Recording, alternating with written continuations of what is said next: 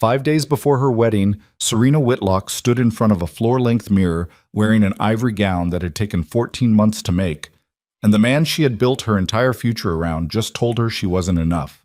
No apology, no hesitation, just Adrian Vale, the most feared mafia boss in the city, walking away from a Riverside Cafe table like she was a contract he'd decided not to sign. If you've ever loved someone who treated you like a placeholder, stay until the end of this story. Hit like, drop the name of the city you're watching from in the comments so I can see how far this story travels, and follow along because what happens next will change the way you think about heartbreak, power, and the kind of woman who rises from both. Visit. Oh, there. The ivory dress still hung on the back of the bedroom door when Serena got home. She didn't look at it right away. She dropped her keys on the kitchen counter with a sound that felt too loud for an empty apartment, and she stood there for a moment with her hands pressed flat against the cold granite, staring at the small crack running through one of the tiles near the sink. She had noticed that crack 8 months ago. She had told herself she would get it fixed before the wedding. She had imagined standing in this kitchen as Adrian Vale's wife, brewing coffee in the mornings while the city churned below, and she had thought, even a small crack in the tile deserved to be repaired before a new life began. She hadn't fixed it. She hadn't done a lot of things she'd planned. Serena Whitlock was 31 years old, and until 3 hours ago, she had believed she was 5 days away from the best chapter of her life. She was wrong. She finally turned and looked at the dress. It caught the late afternoon light through the window. Ivory silk that her mother had cried over in the bridal shop, fabric soft enough to feel like an apology, structured enough to feel like a promise. 14 months in the making. A designer who had flown in from Florence specifically for the final fitting. Adrian had insisted on that. He had also insisted on the venue, the guest list, the florist, the caterer, and the exact make of the cars that would carry them from the ceremony to the reception. He had insisted on all of it, and Serena had told herself that was just who he was. Precise. Exacting. A man who controlled every detail of every room he walked into, including the people inside it. She had told herself that was love. She understood now that it was architecture. Adrian Vale didn't love people. He constructed them into shapes that served his purposes, and when a better material became available, he demolished what he'd built without a second thought. She pulled out a chair from the kitchen table and sat down hard, still in the pale blue dress she had worn to the cafe. She had dressed carefully that morning. He had texted the night before. Need to talk. The cafe on Alderman Street, 2 o'clock. And she had read it 3 times, trying to decide if something was wrong. She had told herself it was wedding nerves, last-minute logistics, a scheduling issue with the rehearsal dinner. She had put on the blue dress because it was his favorite color on her. She had done her hair. She had arrived 7 minutes early and ordered water and watched the door. Adrian arrived at exactly 2 o'clock, because he always did. He sat down across from her and he didn't kiss her cheek, didn't touch her hand. He folded his hands on the table in front of him and he looked at her the way a man looks at a spreadsheet he has already finished reading. "I'm calling off the wedding," he said. The sentence landed in the space between them like something dropped from a great height. Serena had heard the words, but her brain had taken a few seconds to process them as real. She remembered thinking that she must have misheard, that the noise from the street outside had garbled something, that he had said something about the wedding, something logistical, something solvable. She had leaned forward slightly. "What did you say?" "The wedding is canceled." He said it the same way the second time, flat, final.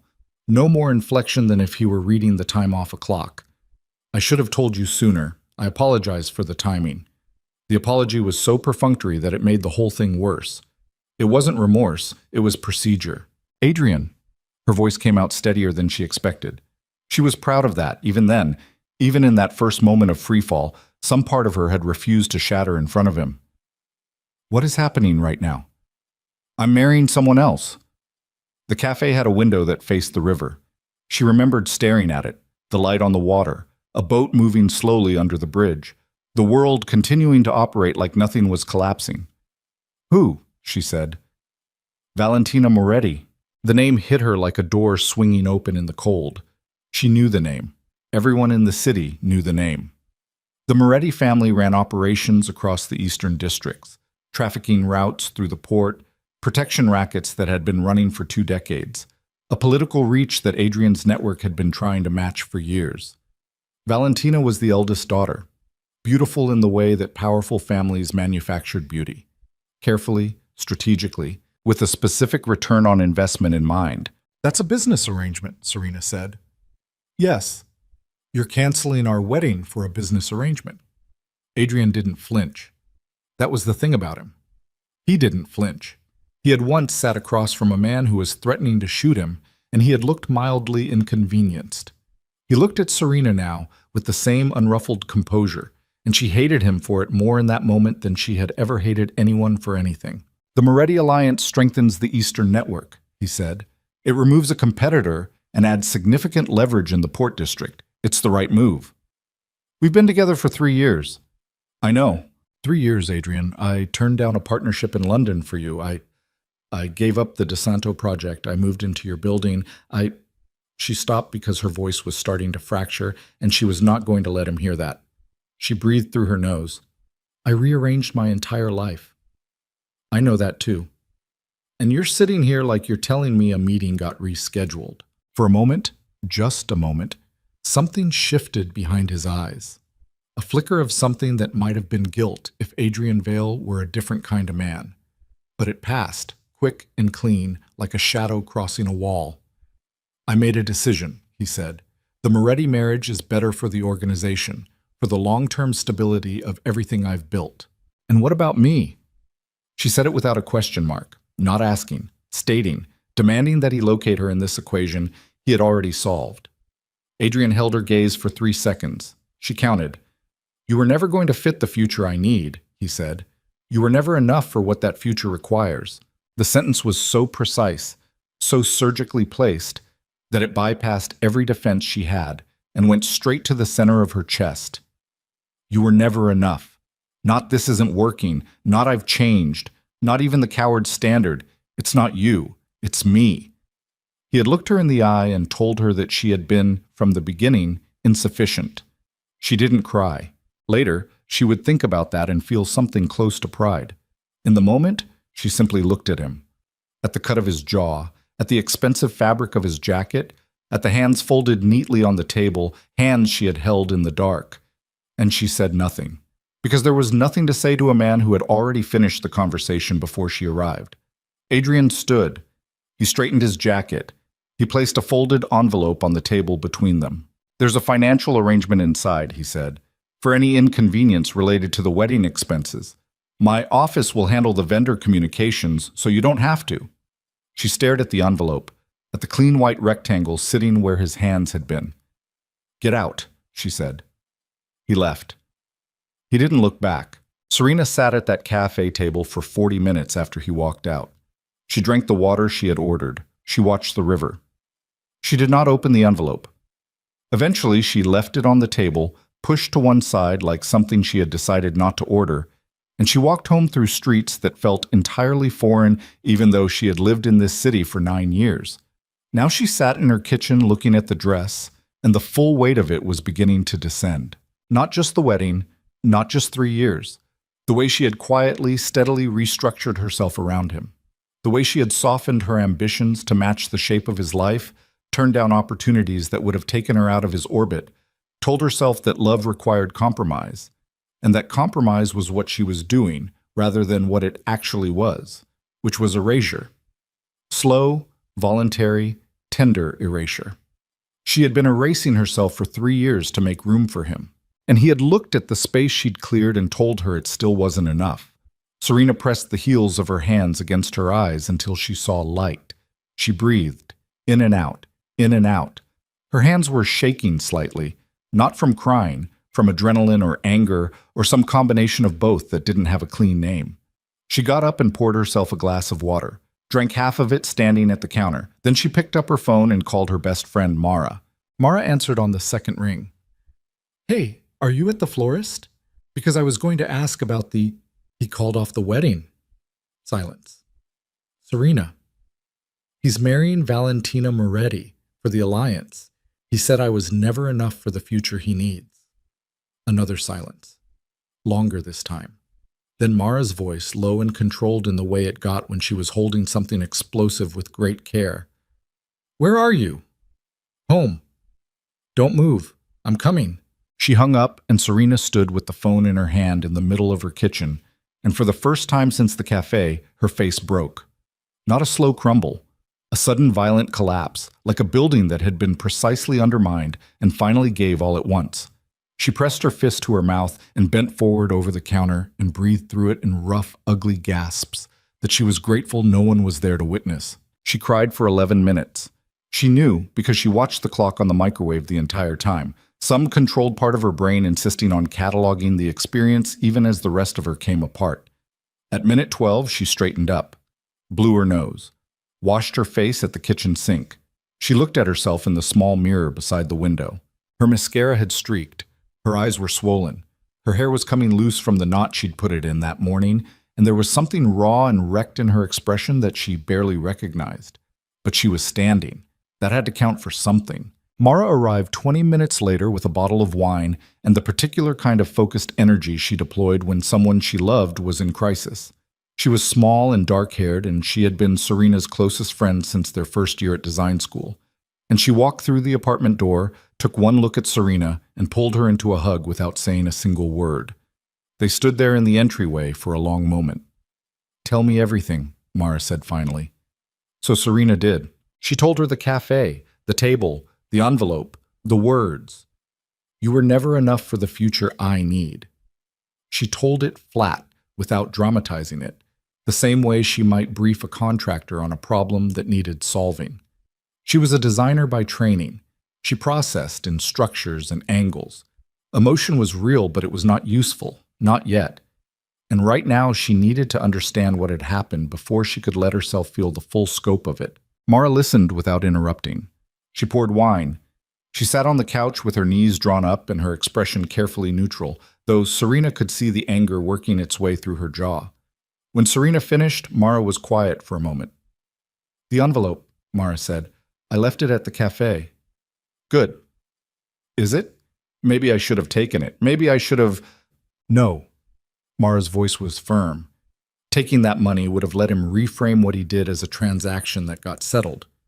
"You don't want him to be able to tell himself that. Trust me." Serena pressed her thumbnail into the arm of the couch, a habit she'd had since childhood when she was working something through. "He has to cancel with all the vendors. His office is handling communications." "Of course he's handling it. He controls the narrative, even now." "The guest list is 300 people, Mara. Half of them are his business associates, and half of them—" She stopped. "Half of them are going to know by tomorrow morning. It's going to be everywhere."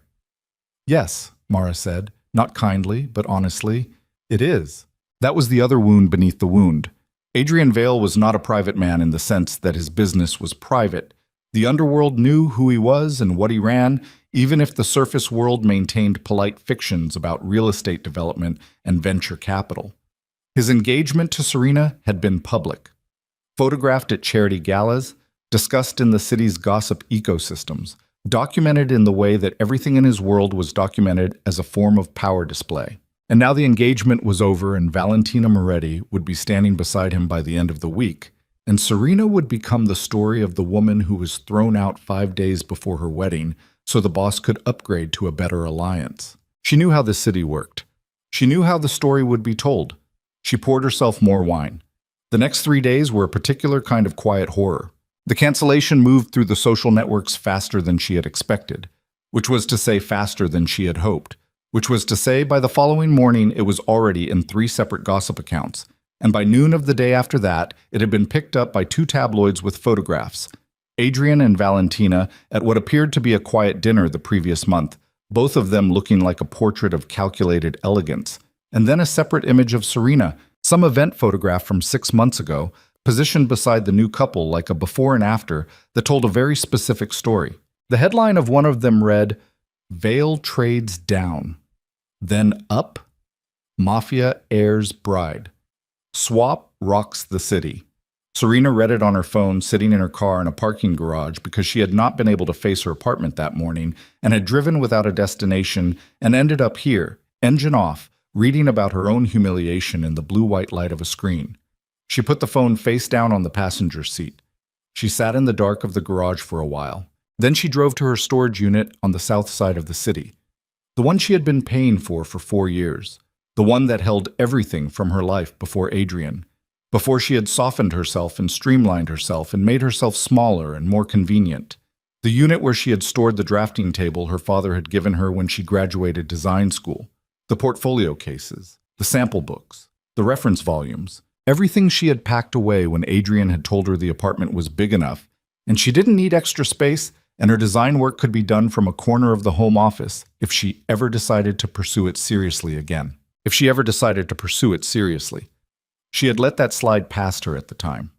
She had heard the implication and had not named it, had not pushed back, had just quietly accepted the diminishment and filed it away in that internal space where she kept all the things she refused to fully examine. She unlocked the storage unit and stood in the doorway. The drafting table was at the back, still wrapped in moving blankets. The portfolio cases were stacked to the left. 3 of them, dusty but intact. Reference books in boxes, fabric and material samples in labeled bins. The work of a decade of training and a mind that had genuinely loved the intersection of aesthetics and function and the specific emotional architecture of how people moved through design spaces, all of it boxed and stored and waiting. She stood in the doorway for a long time. Then she started loading her car. It took 3 trips. The drafting table barely fit in the back with the seats folded down, and she scraped her forearm, getting it through the door, and bled lightly onto the moving blanket and didn't stop moving. By the time everything was loaded, she was sweating despite the cold, and her forearm stung, and she was breathing hard, and something about the physical effort of it felt necessary. Felt like she was doing something with her body that her mind desperately needed. She drove home and unloaded everything into the second bedroom, the one she had been using as a guest room because Adrian preferred clean lines and unused space because he had 2 properties of his own and didn't need to sleep over often, and the apartment should reflect composure, he had said, composure and restraint.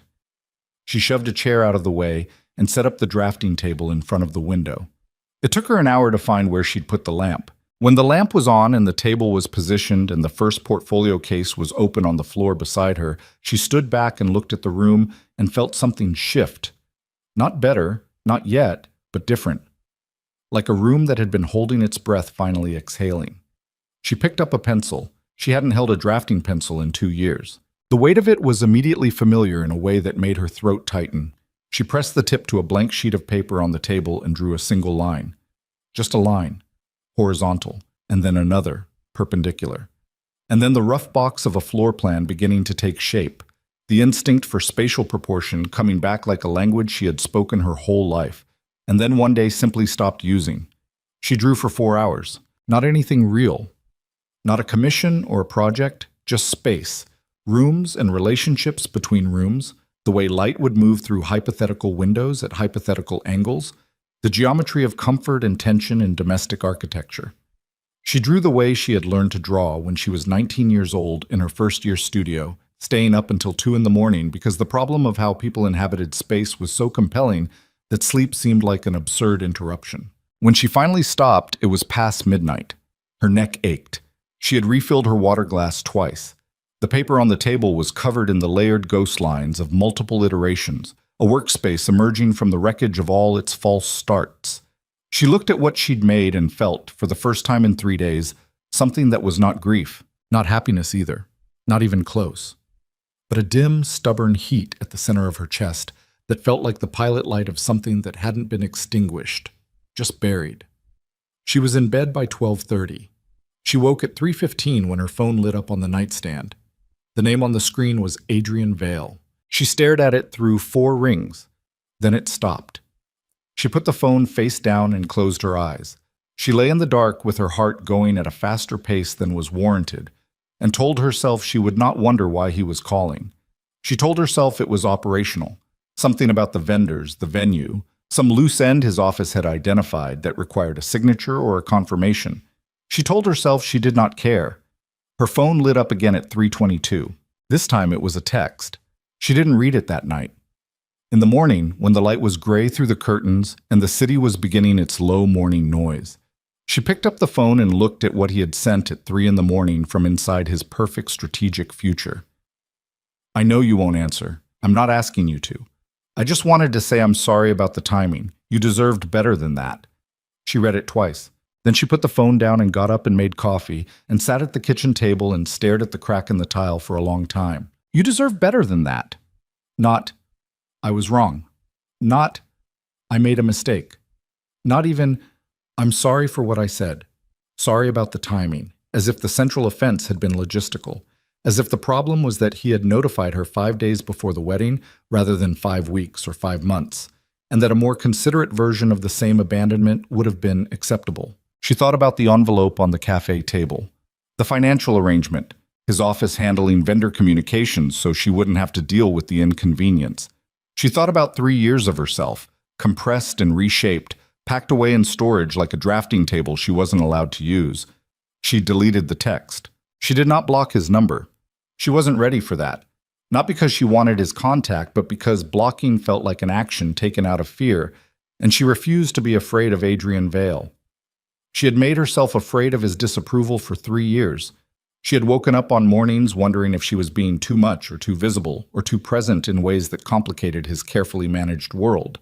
She had quietly excised those parts of herself that seemed to require apology.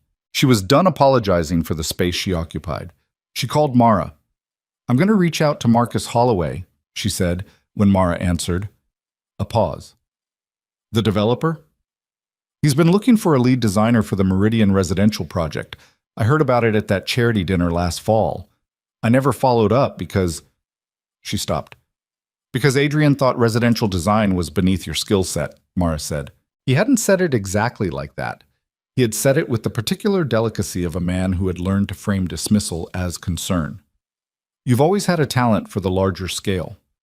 Commercial. Institutional. You'd be bored with residential. She had believed him, or she had accepted it, which wasn't the same thing. I'm going to follow up, Serena said. Good, Mara said. Send the email today. Don't think about it. She sent it that morning. A 3-paragraph note, professional and direct, referencing her portfolio and her interest in the Meridian project and her availability for an initial conversation. She hit send and then sat back from the computer and breathed out slowly. The work helped. In the days that followed, she kept drawing. She pulled reference books off the shelves and spread them across the drafting table and started rebuilding the visual vocabulary she had let rust. She subscribed to 3 design publications she had let lapse. She called a former professor who had once told her she had a distinctive spatial intelligence and asked if he knew of any open projects worth pursuing. He knew too. She also learned in those same days how to survive public humiliation. The tabloid coverage didn't stop after the first day. It slowed but didn't stop, and the social media ecosystem that ran parallel to Adrian's world, the accounts that documented the underworld surface performances, the charity galas and restaurant openings and yacht appearances, had found the story deeply satisfying. Vale's jilted bride, the woman who wasn't enough. Someone had found a photograph of her from a fundraiser 3 months ago, standing beside Adrian, smiling, her hand on his arm in the unconscious way of a woman who had no reason yet to understand that the arm she was leaning on was already being retracted. The photo circulated with the kind of gleeful cruelty that required no accompanying text. She saw it on a Tuesday. She closed the app, set her phone on the drafting table, and went back to the floor plan she was working on. She worked for 2 more hours. She ate dinner. She slept. She was not fine. She was not healed. There were mornings when the weight of it sat on her chest before she was fully awake, and she lay there cataloging all the ways she had participated in her own diminishment, and felt a nausea that had nothing to do with sadness and everything to do with recognition. There were evenings when the apartment felt too quiet and too large, and she moved through it like a woman still waiting for a life that had already departed. But she kept drawing. She kept working. And 3 weeks after the cafe on Alderman Street, Marcus Holloway's office called to set up a meeting. The Meridian project was larger than she had expected. Not just a residential building, a full mixed-use development in the north end of the city, 22 floors, a ground floor commercial space, 2 floors of amenity spaces, a rooftop that the developer wanted to use as a community anchor point for the surrounding neighborhood. The kind of project that required a designer with range, with vision, with the ability to think about how different populations would inhabit adjacent spaces across different hours of the day. The kind of project she had been trained for. The kind she had set aside. The meeting was at Holloway Development's offices on the 14th floor of a building in the financial district. She arrived early. She always arrived early, and sat in the lobby watching the city through the glass and going over the preliminary sketches she had brought in a portfolio case. Not finished work. Concepts, the ghost lines of ideas. She had been up until 1:30 the previous night, and her eyes felt slightly raw, but her hands were steady when she opened the portfolio case, and her mind was sharp in the way it always was when she was looking at a spatial problem. The receptionist called her name. She picked up the case, stood, and straightened her jacket. The meeting room was at the end of a hallway, and the man standing at the window when she entered was not Marcus Holloway. He turned when she came in. He was perhaps 38 or 39, tall, with the kind of face that had been shaped by attention rather than vanity. Lines at the corners of his eyes that suggested he spent time outdoors, a jaw that was strong without being architectural about it. He wore a dark jacket over a simple shirt with no tie, which was unusual for this building, and he held a coffee cup in one hand and looked at her with an expression of straightforward assessment that was entirely different from the way most men in this industry had ever looked at her work. "Ms. Whitlock," he said, "Roman DeLuca. Marcus sends his apologies. He's on a call with the city planning office that's running long. He asked me to start without him." She shook his hand. His grip was direct without performing directness. "What's your role on the project?" she asked. "I own it," he said. She absorbed that. DeLuca. She knew the name from the business press, a developer who had come up through construction rather than finance, who had a reputation for completing projects on time and on budget without the corner cutting that had defined a lot of the city's recent development boom. Quiet. Not flashy. Present at his own sites. "I brought preliminary concepts," she said. "Not finished. I wanted to see the scope before I committed anything to a full presentation." "Good," he said. "I don't like finished presentations at a first meeting. Too much energy goes into the packaging and not enough into the thinking." He gestured to the table. "Show me what you have." She laid the sketches out on the table. He looked at them without speaking, and she watched him look. Watched where his eyes moved, what he stopped on, what he passed over. He spent the most time on the amenity floor concepts, particularly the transition between the indoor community space and the outdoor terrace.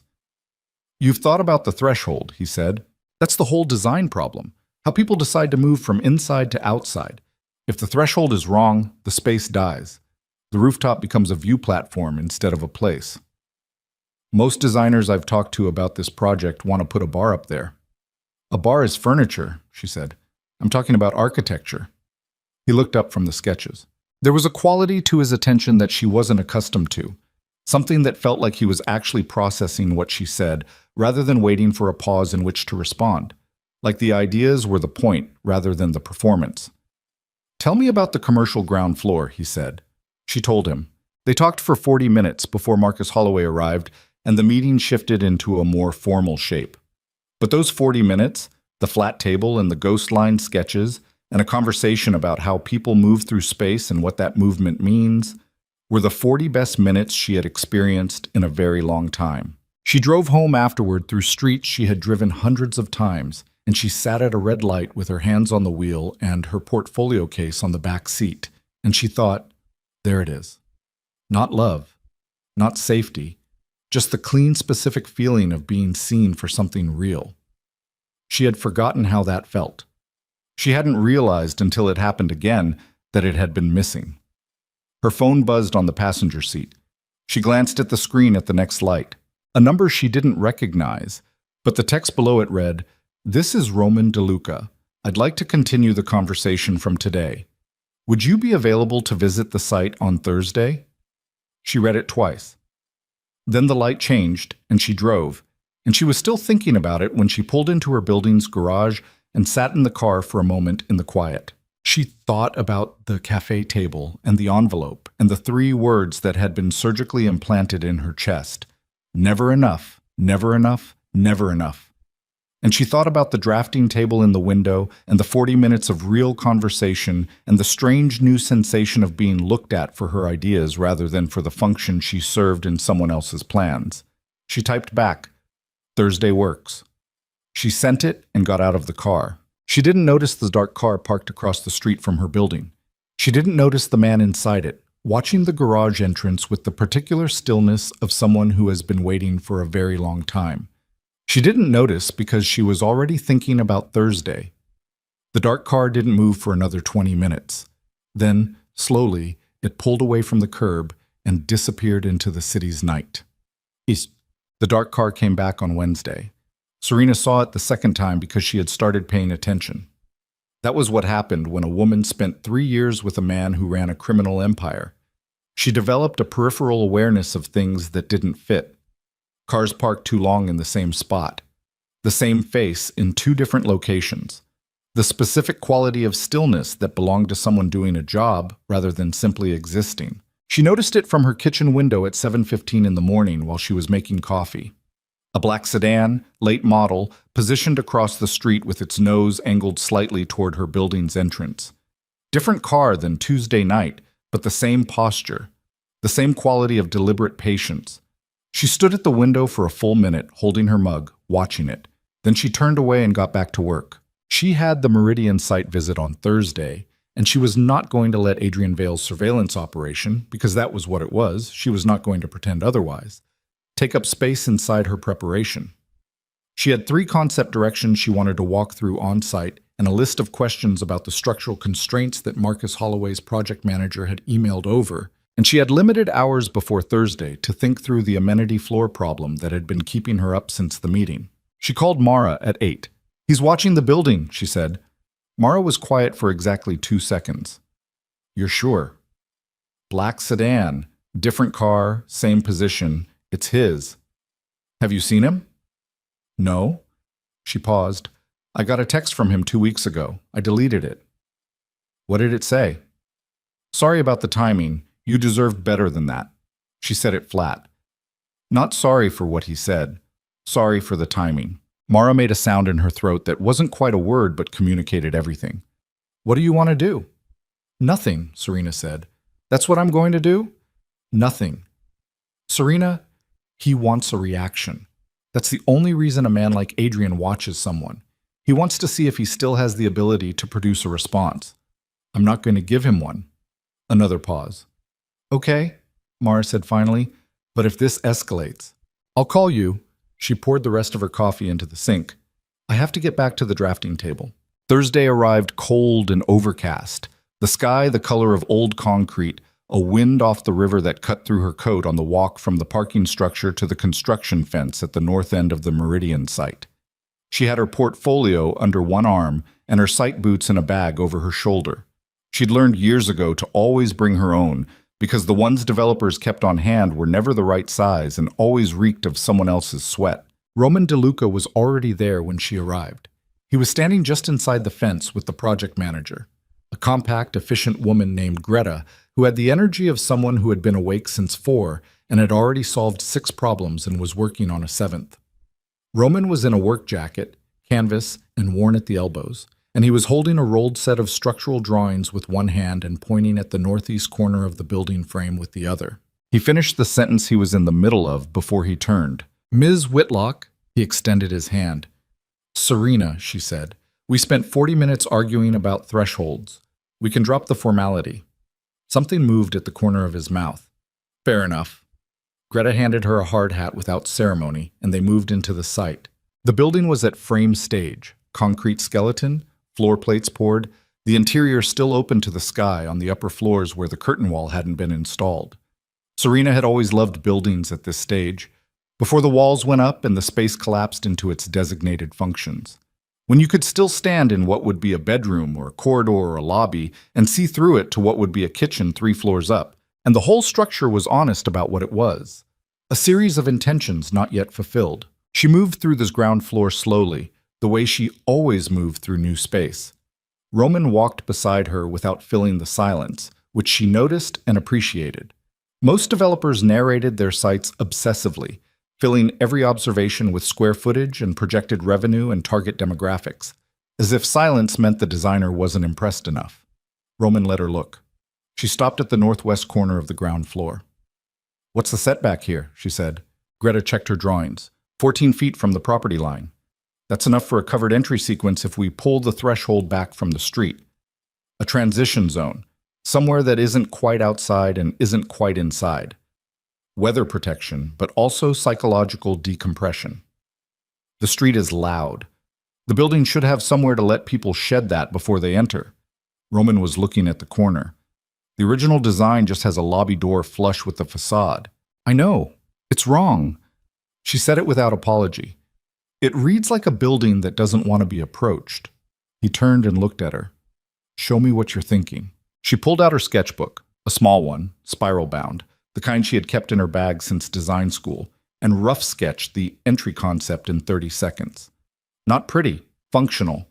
He leaned over slightly to see the page, and she was aware of his proximity, the way you were aware of weather. Not intrusive, just present. That works, he said. It's preliminary. It works, he said again. He said things once and meant them. She was starting to understand that about him. They moved to the upper floors via the temporary construction stair, and somewhere on the 14th floor, with the city laid out below them through the open wall and the wind cold enough to make her eyes water, Serena began to understand what this building wanted to be. Not what the developer wanted it to be, or what the market demanded, or what would photograph best for sales materials. What the building itself, by its position and its structure and the specific quality of light at this latitude and this elevation, was naturally oriented toward. She had not felt that kind of reading in years. The ability to hear a structure. She had thought she might have lost it. She understood now she had only set it aside. You're going quiet, Roman said. I'm listening. He looked at her sideways. To what? The building. She caught his expression. I know how that sounds. It sounds like something a designer who actually knows what they're doing would say. He turned back to the view. My first contractor used to say the same thing. Said you had to stop talking long enough for the site to tell you what it needed. He paused. He's been dead 6 years, and I still think about that every time I walk a new structure. She looked at him. He was still facing the view, and there was something in his profile in that moment, in the set of his jaw and the line of his shoulders, and the particular quality of a man who said something true without bracing himself for the response, that registered in a way she wasn't entirely prepared for. She turned back to the view herself. They finished the site visit in the early afternoon. She ate lunch with Roman and Greta at a diner 2 blocks from the site, a place with vinyl booths and coffee that came in a pot left on the table, and they talked about the building for another hour and a half, and she took notes and argued about the amenity-level layout, and at some point Greta excused herself for a call, and it was just Roman across the table, refilling his coffee from the pot. How long have you been doing this? He said. Not the project. Her work. Since I was 22, first job out of school was residential renovation work in the Eastern District. Small budget, difficult clients, buildings that hadn't been touched since the 50s. She turned her coffee cup on the saucer. I loved it. What happened? The question was direct in the way his questions always were, not prying, just honest about what he was asking. She considered how to answer it. I took a detour, she said. I let someone else's version of what was worth pursuing override my own. He absorbed that. How long ago? About 3 years. He didn't press it. He picked up his coffee and said, The site visit Thursday of next week. I'd like you there for the mechanical walkthrough.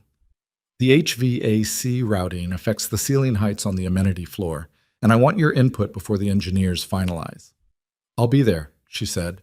She drove home in the late afternoon, the city going orange around her, and she sat in traffic on the bridge with the radio off and thought about the diner and the building and the quality of being listened to by someone who found ideas more interesting than performance.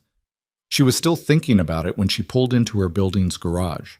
She was not thinking about the black sedan, which was why she almost didn't notice that it wasn't there. She paused at the garage entrance, scanned the street out of reflex. The spot where it had been parked the past 2 mornings was empty. She looked at the other usual positions, the hydrant space, the loading zone, the narrow stretch near the alley. Nothing. She went upstairs. Her phone rang at 9:15 that evening. Adrian's name on the screen. She let it ring. It rang again at 9:22. On the third call, at 9:40, she picked up. She did it deliberately, not impulsively. She had thought about it for 20 minutes, about what picking up would mean, about whether it was weakness or intelligence to understand what he wanted before deciding whether to give it. She decided that silence was no longer the right posture. Silence allowed him to construct whatever narrative he wanted in the space she left empty.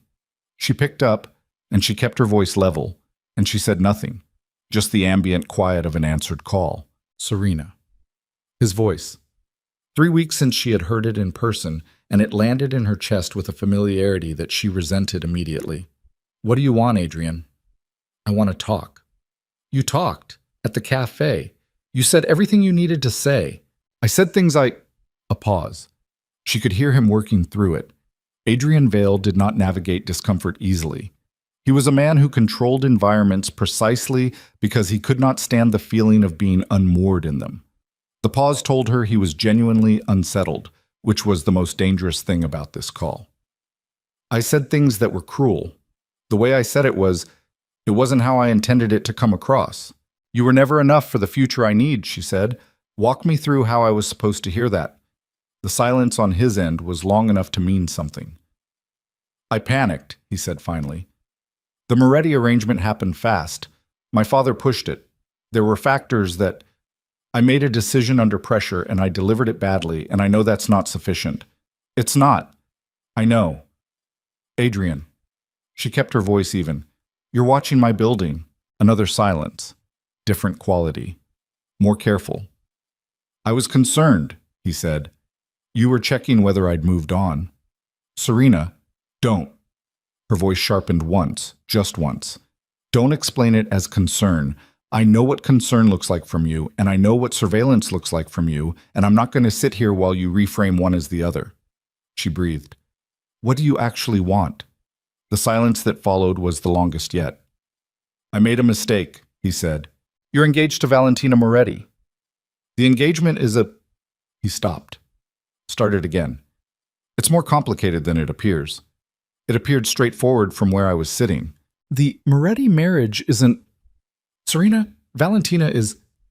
His voice dropped, and she heard something in it she had not heard often. Something that sounded like a man genuinely without script. She's not what I thought. The alliance isn't what my father described. There are things happening inside that arrangement that I didn't anticipate, and I don't... He cut himself off again. You made your bed, she said. I know. And you left me in a cafe with a financial settlement envelope and 300 wedding guests to explain yourself to. I know that too. Then why are you calling? Because I can't stop thinking about you.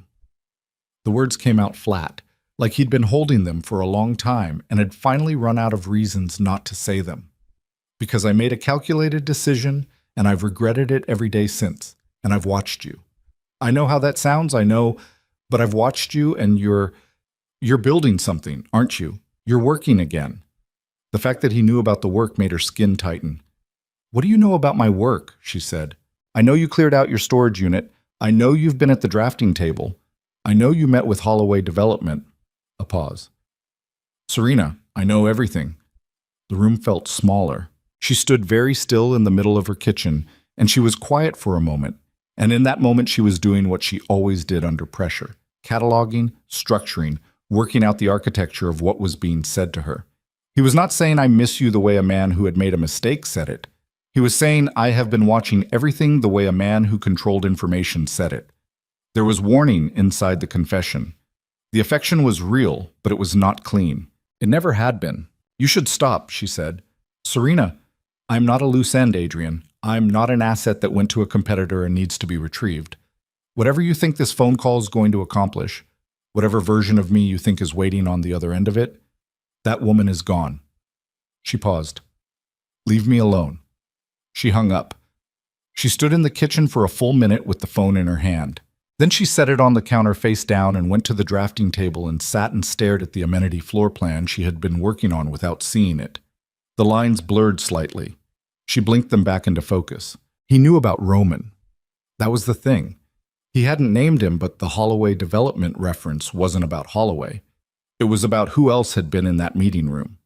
Adrian Vale had resources that made ignorance a choice, and he had not chosen ignorance about a single aspect of her life since the cafe table. He knew she had retrieved her work. He knew she was rebuilding. He knew she had met with Roman DeLuca. And the tone of his voice when he had said, "You're building something, aren't you?" It wasn't pride. It wasn't even regret. It was the specific unease of a man who had discarded something and then watched someone else pick it up and recognize its value. She did not sleep well that night. The following week had a structure that felt, from the outside, like ordinary professional momentum. The mechanical walkthrough on Thursday, 2 follow-up calls with Greta about the entry sequence, a 3-hour working session with Roman at the development office on Friday afternoon, where she spread her revised concept drawings across the conference table, and they argued productively about the rooftop program until the light outside went dark, and they both realized it was past 7 and neither of them had noticed. "I'll get dinner," Roman said, "if you're not needed somewhere." "I'm not needed anywhere," she said, and the sentence came out with more weight than she intended, and she saw him register that weight without asking about it, which was the right call. They ate at a small Italian place 2 blocks from the office, a neighborhood restaurant with checkered tablecloths and no pretension, and they talked about the building and then about other buildings, and then about why certain cities felt alive and others felt built for photography rather than habitation. Roman had an opinion on almost everything, and he held his opinions without defending them past the point of reason. When she disagreed with him about the relationship between density and community, about whether a building's exterior had ethical obligations to the street, he listened and occasionally changed his position, and once said simply, "You're right, I hadn't thought about it that way," which was so unusual in her experience that she had to stop herself from remarking on it. "You seem surprised," he said. "By what?" "When I agreed with you, you had a look." She considered denying it. "Most people in this industry have strong opinions they've already decided not to update." "I noticed that too." He refilled her wine glass. "You used to be in a relationship with Adrian Vale." It landed clean, the way he delivered it. Not a question, not a preamble, just a fact placed on the table between them. "Yes," she said. "I heard about it when the engagement fell apart. I want you to know that has nothing to do with why I called you about the project." "I know," she said. And she did know. That had been clear from the first 40 minutes. "I'm telling you because I think you've probably spent the last month navigating a lot of people's assumptions about what you are and aren't capable of since that happened. And I didn't want you to wonder." She looked at him across the table, at the directness of him, at the absence of calculation. "Thank you," she said. They finished dinner. He walked her to her car. At the garage entrance, he stopped and turned toward her, and there was a moment, the kind of moment that had a weight to it, a specific gravity, where neither of them spoke. "Thursday," he said. "I'll have the revised structural drawings ready." "I'll be there," she said. She drove home. In the elevator of her building, she leaned against the back wall and looked at the ceiling and felt the strange, disorienting sensation of standing at the edge of something. Not a decision yet, not anything that required naming, just the awareness that the ground was shifting beneath her and the shift was not unwelcome. Her phone buzzed. She looked at the screen. Not Adrian this time. A number she didn't recognize. A text, 3 words. "Stay away from him." Her thumb hovered over the screen. Before she could respond, before she could even fully process the sentence, a second text arrived from the same number. "He knows about DeLuca. This isn't a warning, it's a fact. Things are already in motion. If you care about what you're building, you need to understand that Roman DeLuca is not a safe person to be close to right now. Not because of anything he's done, because of who is watching both of you." The elevator stopped at her floor. The doors opened. Serena stood in the elevator for a long moment, phone in hand, the hallway empty in front of her. Then she stepped out, and the doors closed behind her, and she stood in the corridor of her own building at 9:15 at night, with a warning from an unknown number vibrating in her palm, and the full weight of what she had built for herself over the last 4 weeks. The work, the drafting table, the 40-minute conversations and the diner and the Italian restaurant, and the man who said "you're right" and meant it, suddenly felt less like a beginning and more like a target, something that could be taken away. She went inside. She locked the door behind her and stood in her entryway with her coat still on and read the 2 texts again. Word by word, the syntax of it. The specific choice to say, not a warning, it's a fact, and things are already in motion. The language of someone who knew the difference between threatening and informing, and had decided on the latter, which was in some ways more frightening. She did not know the number.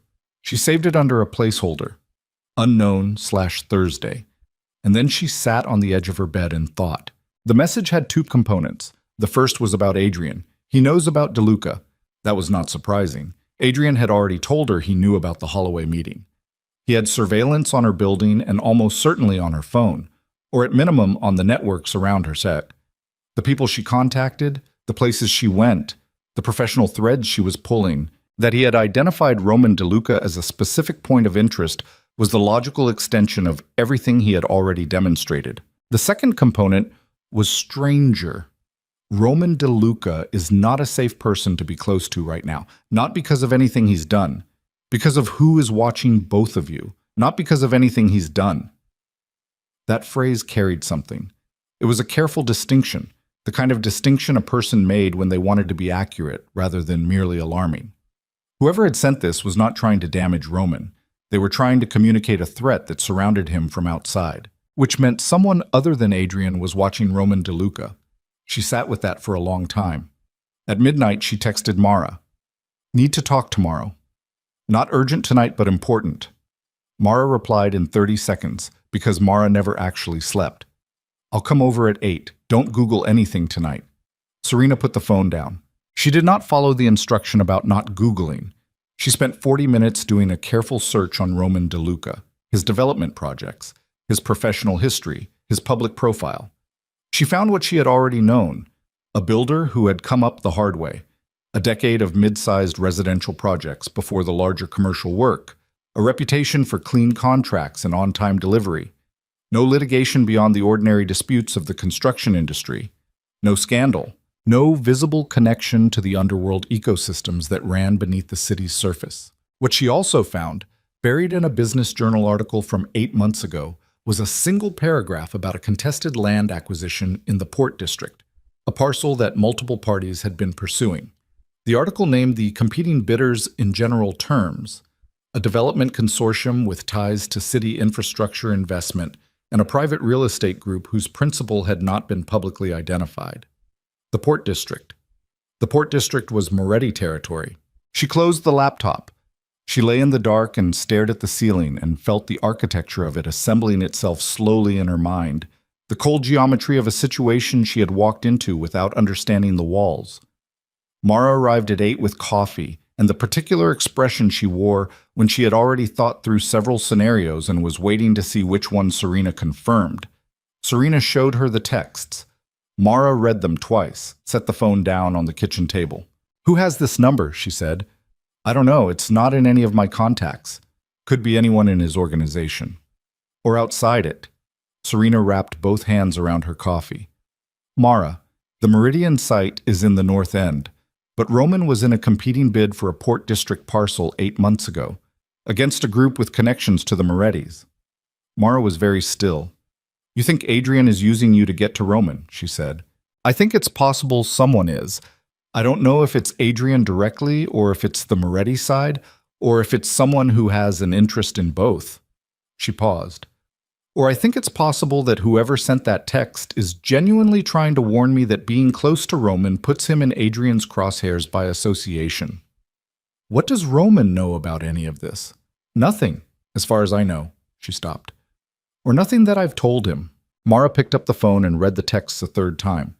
"You need to tell him. If I tell him, I'm dragging him into it." "Serena." Mara's voice was firm. "He may already be in it. The question is whether he knows." She called Roman at 9:15. He answered on the second ring. "I need to talk to you about something," she said. "Not about the project. About something that came up last night." A pause. "I'm at the site until noon. Can you come here?" "Yes." She drove to the Meridian site in a cold gray morning that had the quality of a held breath. The sky low and uniform, no wind, the city operating at a quieter register than usual. She found Roman on the second floor talking to a structural engineer, and she waited near the temporary stair until the conversation ended and he walked toward her. She told him clean. The texts, the unknown number, the Port District parcel, the connection to the Moretti land acquisition. She laid it out the way she laid out a floor plan. No embellishment, just the relationship between the elements and what those relationships implied. Roman listened without interrupting. He was very still when he listened, which she had noticed before and interpreted as attentiveness. She now understood it was also something else. It was the stillness of a man who had operated in proximity to risk for long enough that alarming information no longer produced visible reaction. He processed it internally, behind a face that gave nothing away. When she finished, he said, "How long has he been watching your building?" "Since shortly after the engagement ended. Maybe before. And you think the association with me is the specific trigger. I think you're a variable that complicates his calculation, either because he sees you as competition for something he considers his, which is how he thinks about people, as assets and liabilities, or because the Moretti connection makes you a person of interest for completely separate reasons, and I happen to arrive in the middle of it." Roman looked past her shoulder for a moment. There was something working behind his eyes that she couldn't fully read. "The Port District parcel," he said. "The competing bid. I withdrew from that 8 months ago." "Why?" He looked at her directly. "Because I found out who was on the other side of it, and I decided the parcel wasn't worth what winning it would cost." "You knew about the Moretti connection?" "Yes." She absorbed that. "Did you know Adrian Vale was connected to it?" "No." He said it without hesitation, and she believed him. The Vale network and the Moretti network operate in the same city, but they're structurally separate. Or they were. The engagement changes that. "The engagement is a merger," she said, "two networks becoming one." Roman was quiet for a moment. "Tell me something," he said. "The person who sent you those texts, you have no idea who it was." "None. Could be Vale's side trying to isolate you from anyone who might support you. Create fear, reduce your options, drive you back toward him." I thought about that. "Could also be someone on the Moretti side who doesn't want the alliance to hold and is looking for leverage points." I thought about that too. "Which means," he said carefully, "you have no way of knowing if the warning was genuine protection or a play." She looked at him. "No?" He nodded once. Slow. "Okay. That's it? Okay? I mean, I need to think." He glanced back at the building. "But I'm not pulling you from the project if that's what you're concerned about." "I'm not concerned about the project." "Then what?" She said it straight. "I don't want you in the middle of something that belongs to my past." Roman DeLuca was quiet for a moment. He was looking at her with that direct, undecorated attention, and she felt the familiar slight disorientation of being looked at by someone who was seeing the actual content of what she was saying rather than the surface of it. "I appreciate that," he said, "but I've been operating in this city for 12 years. I'm not in the middle of your past. If anyone is trying to use you to get to me or use me to get to you, that's their play. Not yours." He paused. "Keep working. Don't disappear. That's the worst thing you could do right now." She drove back to her apartment and she sat in her car in the garage for a few minutes before going up. She thought about what Mara had said. She thought about what Roman had said. She thought about the Port District and the Moretti name and the way Adrian had said things are already in motion.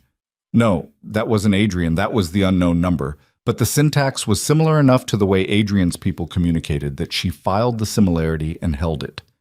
She went upstairs and worked. 4 days passed with a relative quiet that she didn't trust. No more texts from the unknown number. No calls from Adrian.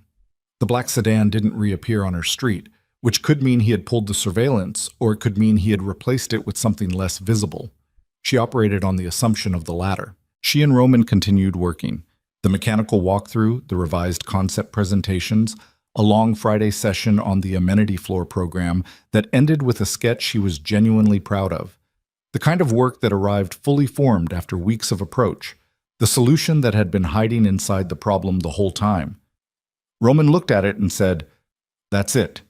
And she felt the particular specific satisfaction of having solved the right thing. They had dinner again that Friday, same Italian place. She was beginning to understand his rhythms, the way he listened, the way he thought out loud without expecting approval, the way he talked about the buildings he'd made and the ones he'd failed to make with equal interest. He was not performing competence. He was simply competent, which was entirely different, and she found it restful in a way she hadn't experienced in years. She told him about the DeSanto project, the London partnership, the things she had quietly declined or deferred or abandoned over 3 years. "Did you know you were doing it?" he said. "No." She turned her wine glass. "I told myself I was making reasonable compromises, that ambition had to be tempered when you shared your life with someone who operated at a certain level. I believed that. And now, I think compromise is a word that covers a lot of ground," she said.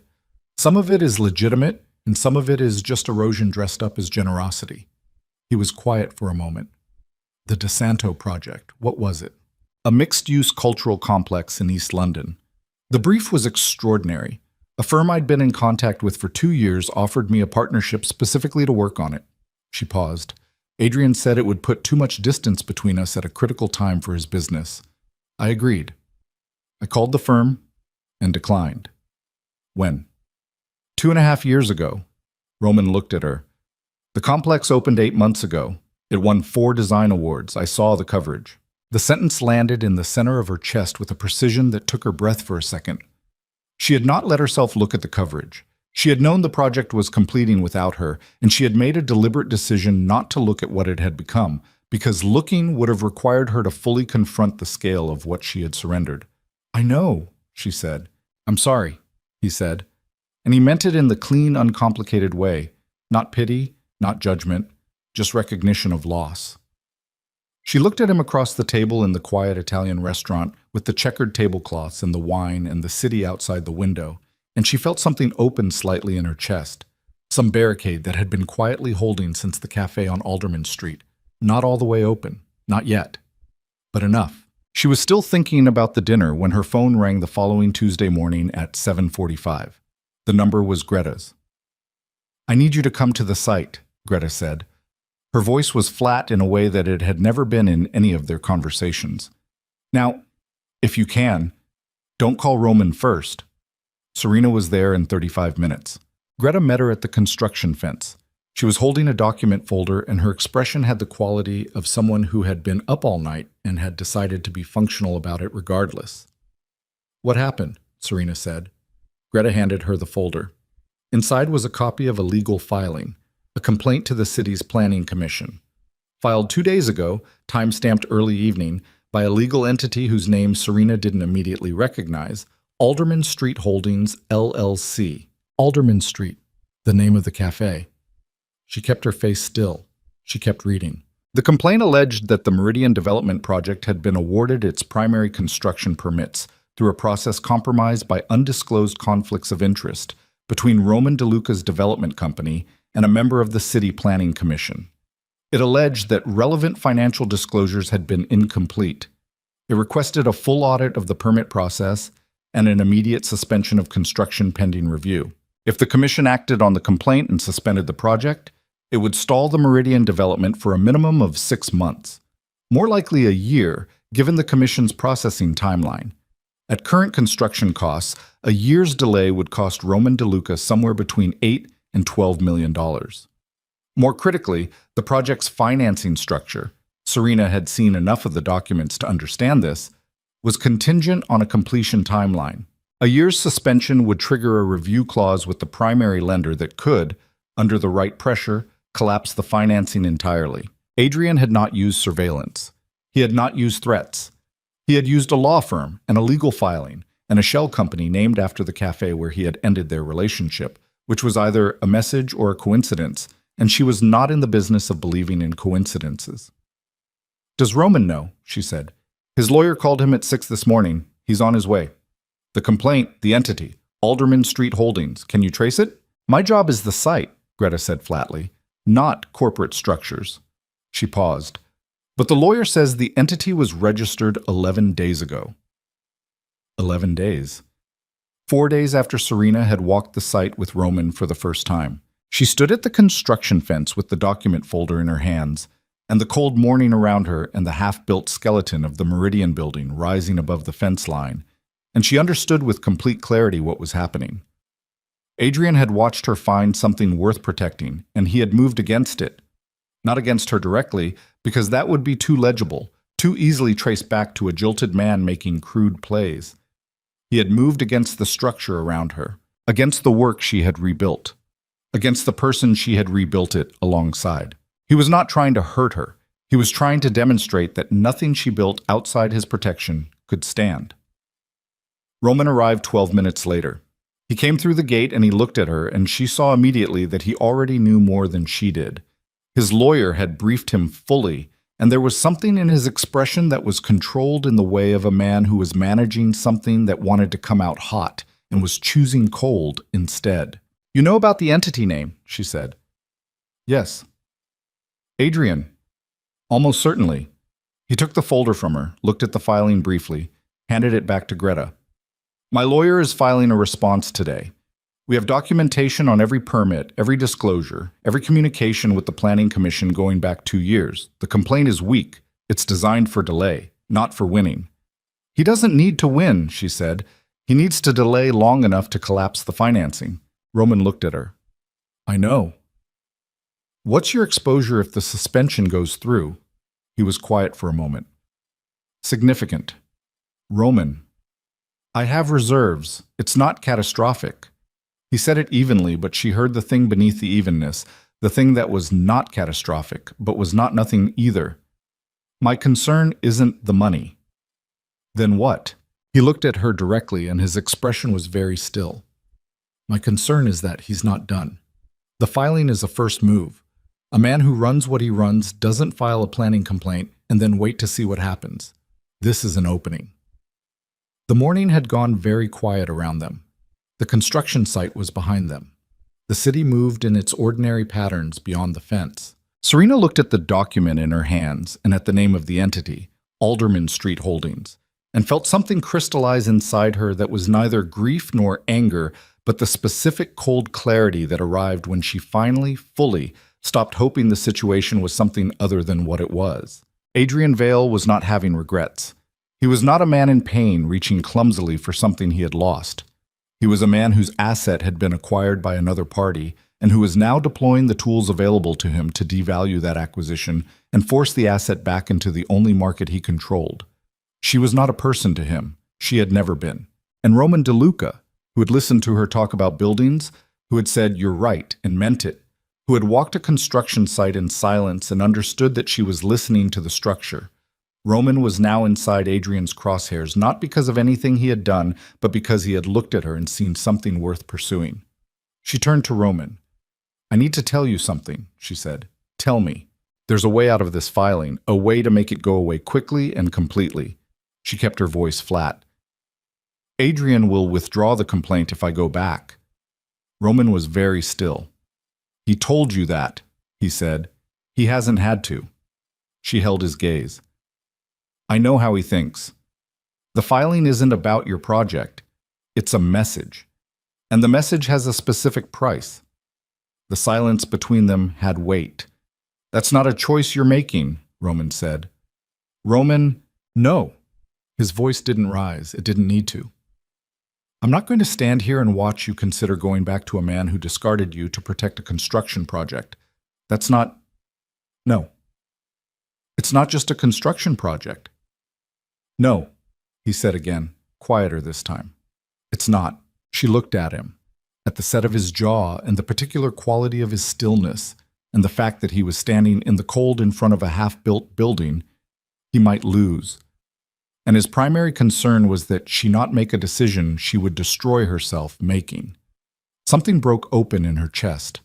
Not gently. She looked away. At the building. At the skeleton of floors and concrete and the future of a space that hadn't yet become what it was supposed to become. "Then we fight it," she said. "Yes," he said. "We do." Her phone buzzed. She looked at the screen. Adrian. Not a call this time. A text. 4 words. "I gave you time." And then, 30 seconds later, a second message that made her hand go completely still. "Now I need an answer, not tomorrow, today. Come to the office at noon or the next filing goes in at 5, and it won't be about permits. It'll be about DeLuca's financing sources. And I have documentation you don't want made public." She read it twice. Then she showed Roman. He read it. His jaw tightened once, just once, barely visible. And then he was still again. "What documentation?" she said. "I don't know." He said it carefully. "But I need to make a call." He stepped away from her toward the far side of the gate, phone to his ear. She watched him. His back was to her, his posture controlled, and she could see from the tension in his shoulders that whatever the call revealed was not nothing. He came back 2 minutes later. His face told her before he said a word. "There's something," he said. "What?" He looked at her steadily. 4 years ago, before I understood the full structure of a particular investment group, I accepted capital from a source that later turned out to have connections I would not have accepted knowingly. He held her gaze. I cut the relationship the moment I understood it. Everything was disclosed properly to my lenders. There is no legal exposure, but she said. But if someone wanted to construct a narrative about it, take the connection out of context, remove the timeline, present the capital source without the disclosure documentation, it would look like something it isn't. And Adrian has this. He has something. Whether he has enough to make the narrative stick is a different question. He paused. But the filing would be public. The press would run with it. The lenders would get nervous regardless of the truth. That's all he needs. Serena stood very still. The cold morning pressed around them. The building was behind her. Noon was 4 hours away. And she finally understood that she had arrived at the exact moment the unknown texter had been trying to warn her about. The moment when Adrian Vale had set the walls and the ceiling was coming down, and the only door he was offering led straight back into the cage she had spent 5 weeks building her way out of. She looked at Roman. She looked at the building. She made a decision that she understood. In the moment she made it, would require her to become someone slightly different than the woman who had arrived at this construction fence 35 minutes ago. Someone harder in a specific place.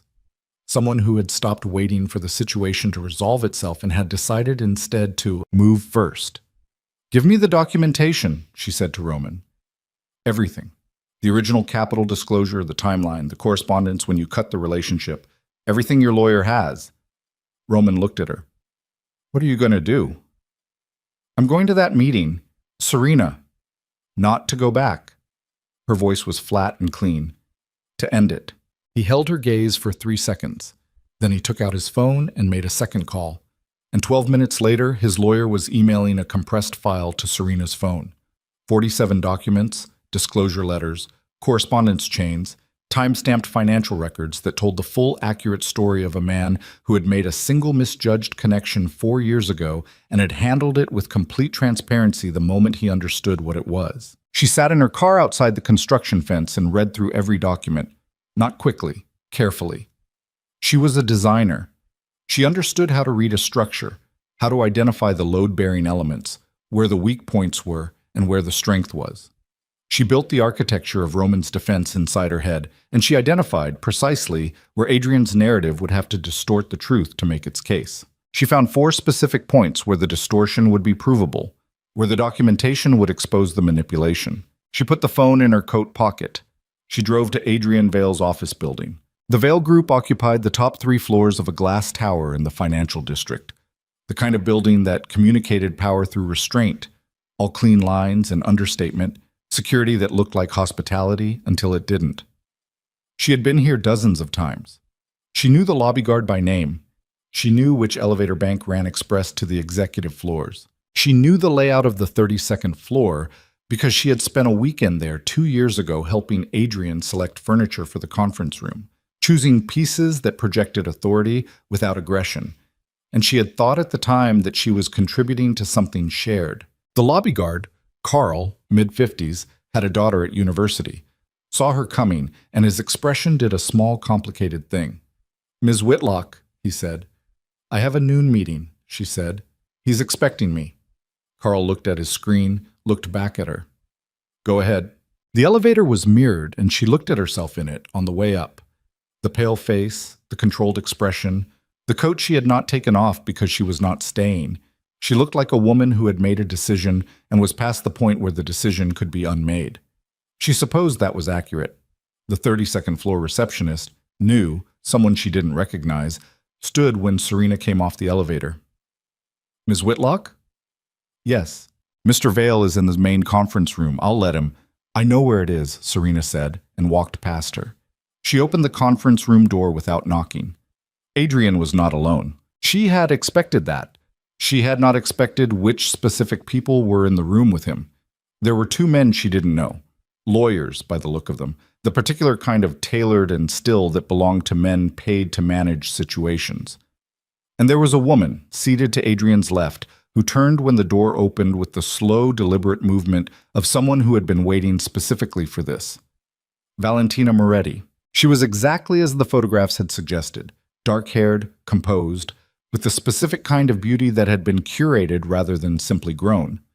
She wore a charcoal suit and no jewelry except a ring on her left hand that caught the light when she turned, and she looked at Serena with an expression of calm, complete assessment that had nothing friendly in it and nothing hostile either.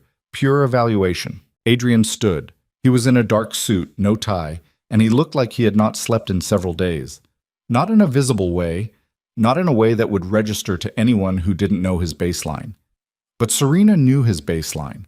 She saw the slight tension at the corners of his eyes, the jaw set a degree tighter than his default, the way he held himself with the careful uprightness of a man managing an interior storm. "You came," he said. "Did you think I wouldn't?" He glanced at the lawyers. "Give us the room." The two lawyers stood and gathered their folders and left without a word.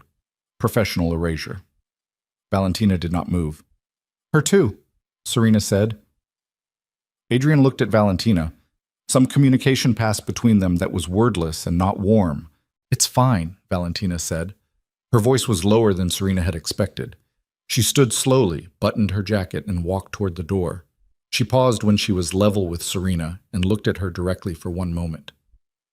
"He does this," she said quietly. Not cruelly.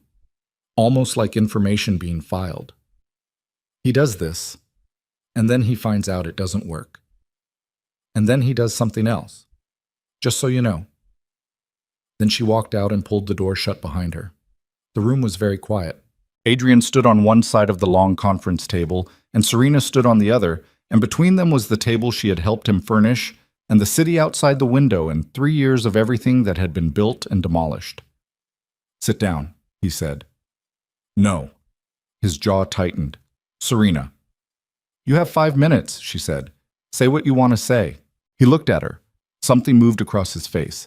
Not quite anger, not quite grief. The specific expression of a man who had prepared for multiple versions of this conversation and was recalibrating because the version that had arrived was not one of them. "You know why you're here," he said. "I know why you think I'm here." She kept her voice level. "You think I came because you gave me an ultimatum and I'm trying to protect Roman DeLuca's project. Aren't you? Partly." She put her hands flat on the table. "I also came because I wanted to look at you directly when I told you this is over. It was over when I ended it." "No," she said. "When you ended it, it became unfinished.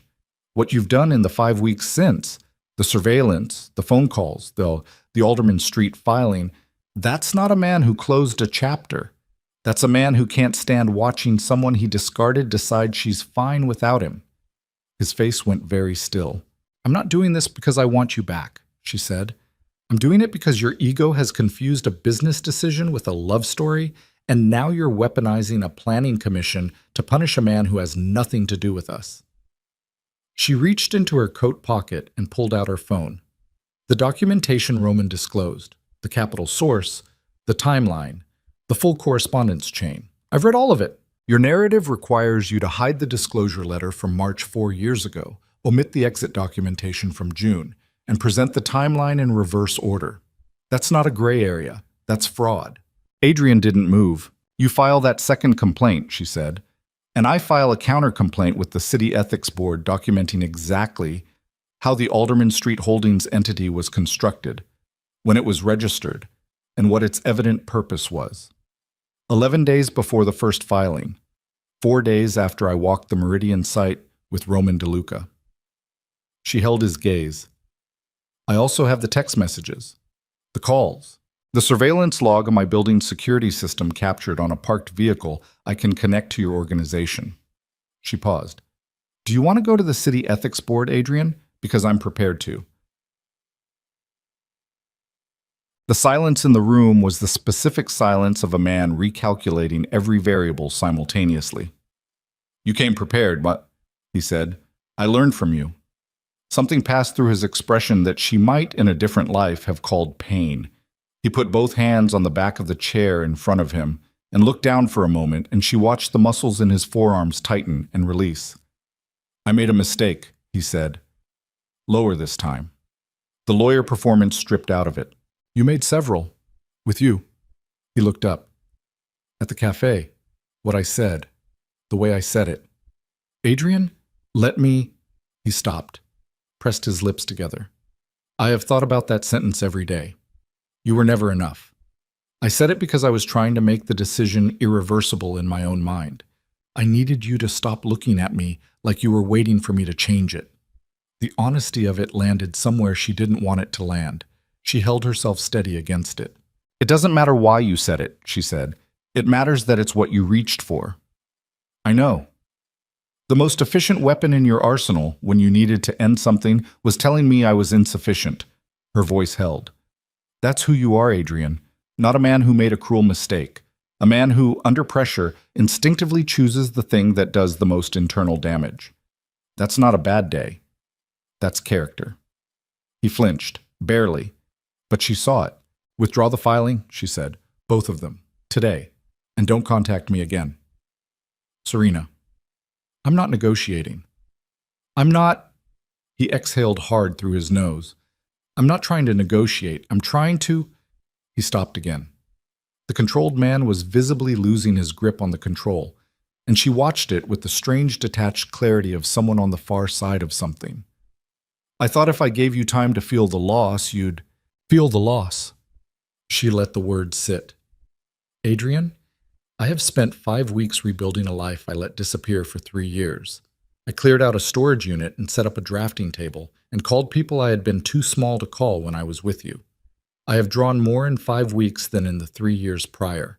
I have worked on a project that is genuinely extraordinary with a man who has never once made me feel like my presence in a room was a problem to be managed. Her voice stayed level through all of it, which cost her something she could feel in her chest.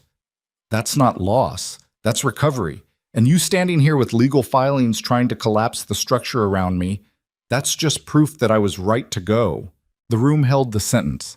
Adrian Vale stood on the other side of the table in his expensive suit in the office she had partially furnished, and he looked at her with an expression she had never seen on him before. Not rage, not calculation. Something older and quieter and more honest than either. He's good for you, he said. Not a question. She didn't answer. The way you're standing right now. He gestured slightly. I've never seen you stand like that in 3 years. That's your answer, she said. He looked at the table for a long moment, then he straightened, buttoned his jacket with the automatic precision of a man recomposing himself around a decision. I'll have the filings withdrawn by 5, he said. She nodded once. Serena. His voice stopped her at the door. She turned. He was looking at her with that stripped expression, the one that didn't have any performance left in it. For what it's worth, you were always enough. I wasn't. She held his gaze for 3 seconds. Then she walked out. She was in the elevator before her hands started shaking. Not from fear, from the sustained effort of holding herself completely together in a room where everything had needed to be precise, where a single crack would have given him somewhere to push. She pressed the heel of one hand against the elevator wall and breathed through it. In through the nose, out slow, the same way she had breathed in the cafe on Alderman Street 5 weeks ago when she had refused to shatter in front of him. The lobby, the doors, the cold air outside hitting her face like something clean. She walked half a block before she stopped and stood on the sidewalk with her coat open to the cold, and just breathed. The city moved around her. Taxis and pedestrians and the ordinary noise of a Tuesday afternoon, entirely indifferent to the fact that something had just been settled. Her phone buzzed. Roman, how did it go? She typed back. Filings withdrawn by 5. It's done. 3 dots.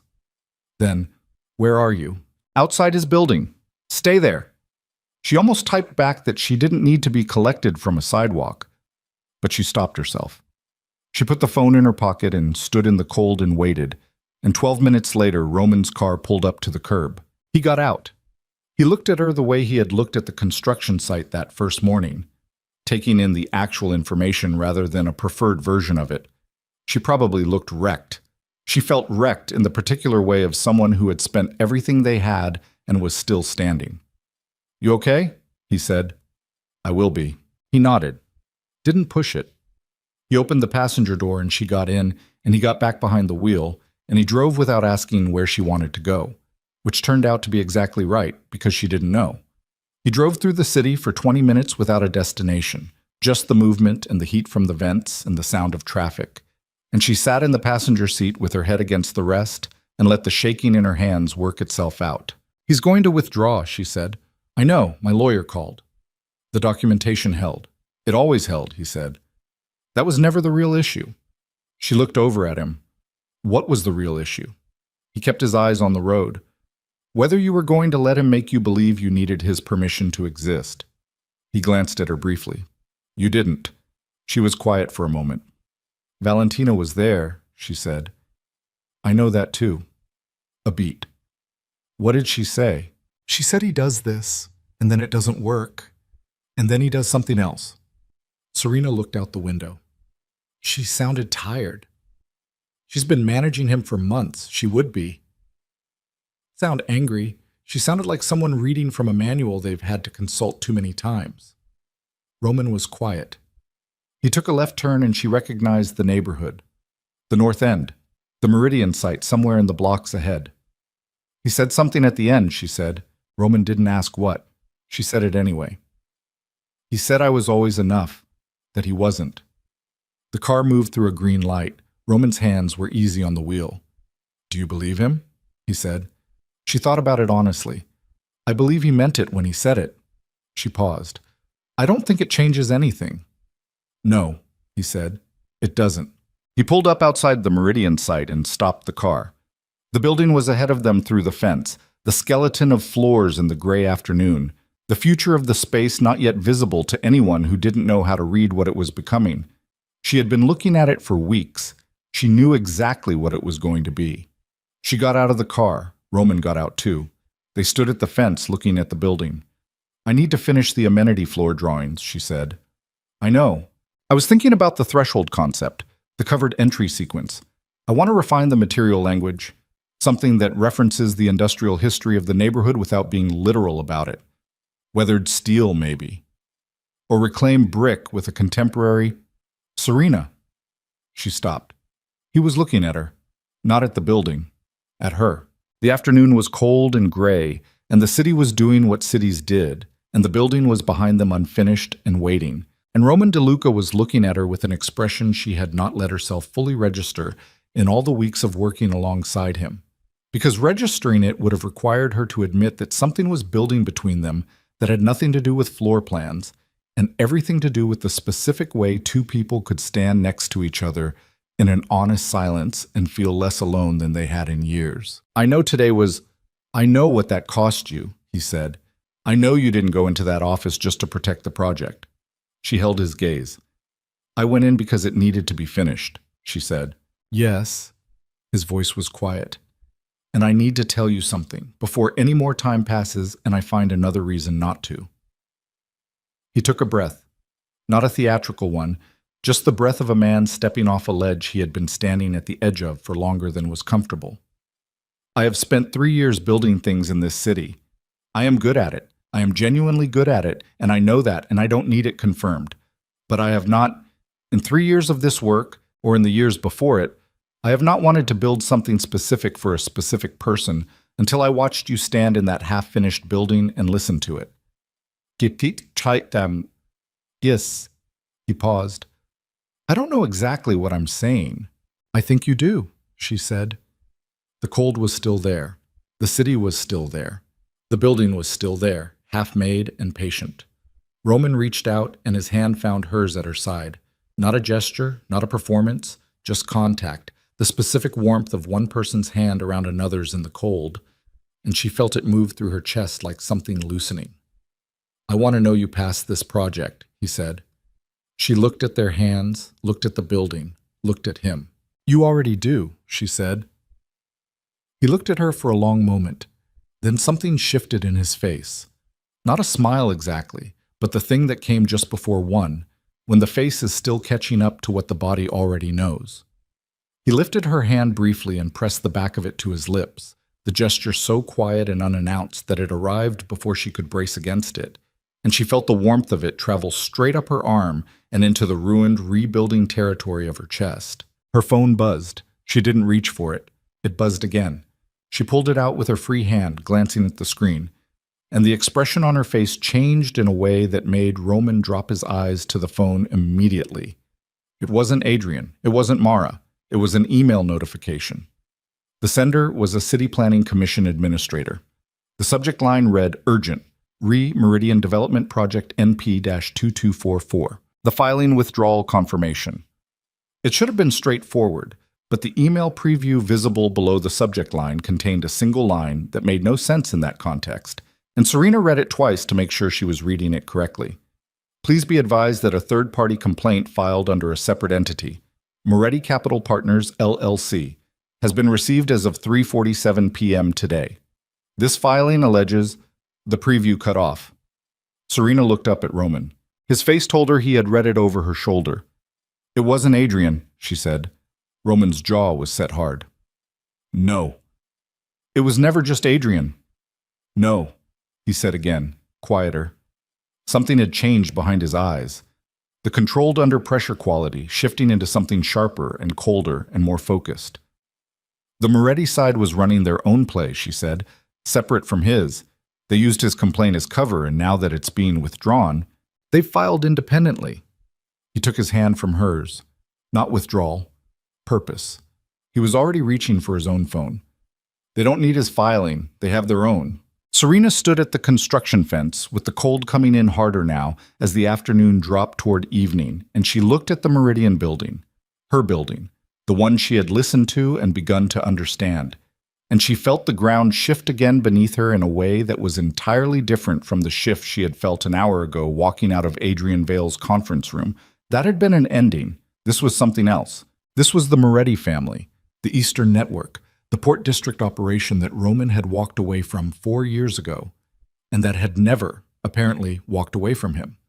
Filing a complaint with the City Planning Commission at 3:47 in the afternoon on the same day Adrian Vale was withdrawing his own filing with a precision of timing that was not coincidental and was not amateur and was not going to be resolved by 47 pages of disclosure documentation. Roman was on the phone, his back half turned, his voice low and fast in the way of a man issuing instructions to people who knew how to receive them.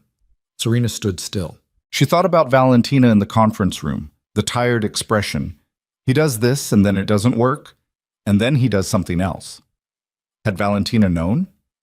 Had she been sitting in that room with full knowledge that whatever Adrian agreed to in the next hour was already moot because her family's legal team was filing independently at the same time?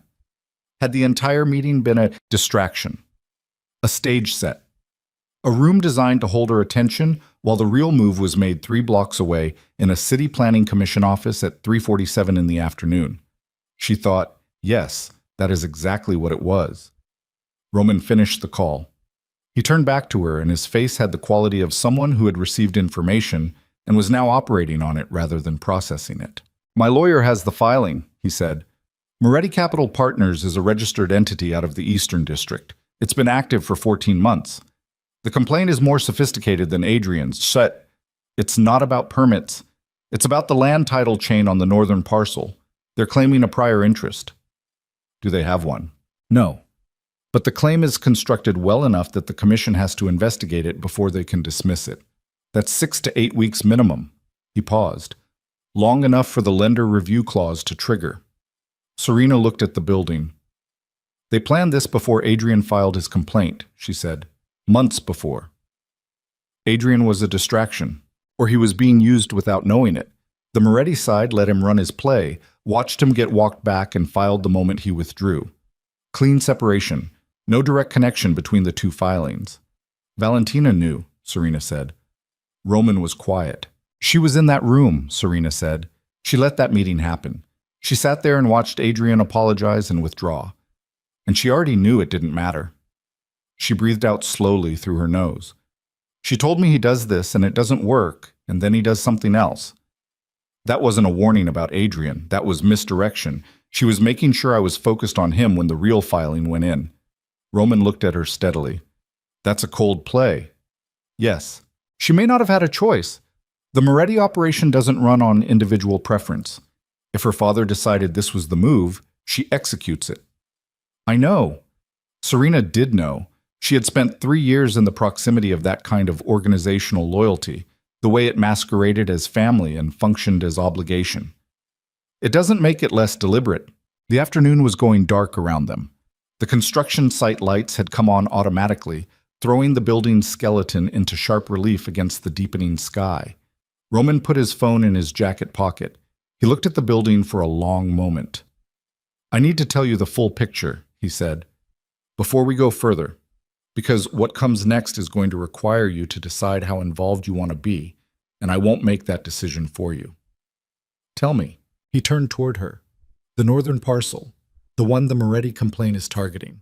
4 years ago, when I withdrew from the competing bid, I filed a protective interest notation with the land registry. Standard practice. It doesn't block other transactions, but it creates a documented record of prior due diligence. I did it because I suspected the Moretti Group would eventually try to monetize the parcel in a way that involved the city, and I wanted a time-stamped record that I had evaluated it cleanly." He paused. "That notation is what makes their claimed prior interest legally untenable. If my lawyer can get the land registry records into the commission review before the 8-week investigation closes, the complaint collapses. Then get the records. The land registry office processes record requests in 4 to 6 weeks." She looked at him. "Unless," he said, "a request is filed under the city's accelerated review provision, which requires a co-petitioner with demonstrated standing in the affected development." He held her gaze. "The lead designer on a permitted project has standing. You need my signature on the accelerated request. I need your signature on the accelerated request." She understood all of it now. The full shape of it, the way the pieces had been arranged, the specific door that was being held open, and what walking through it would mean. Not just professionally, not just for the project.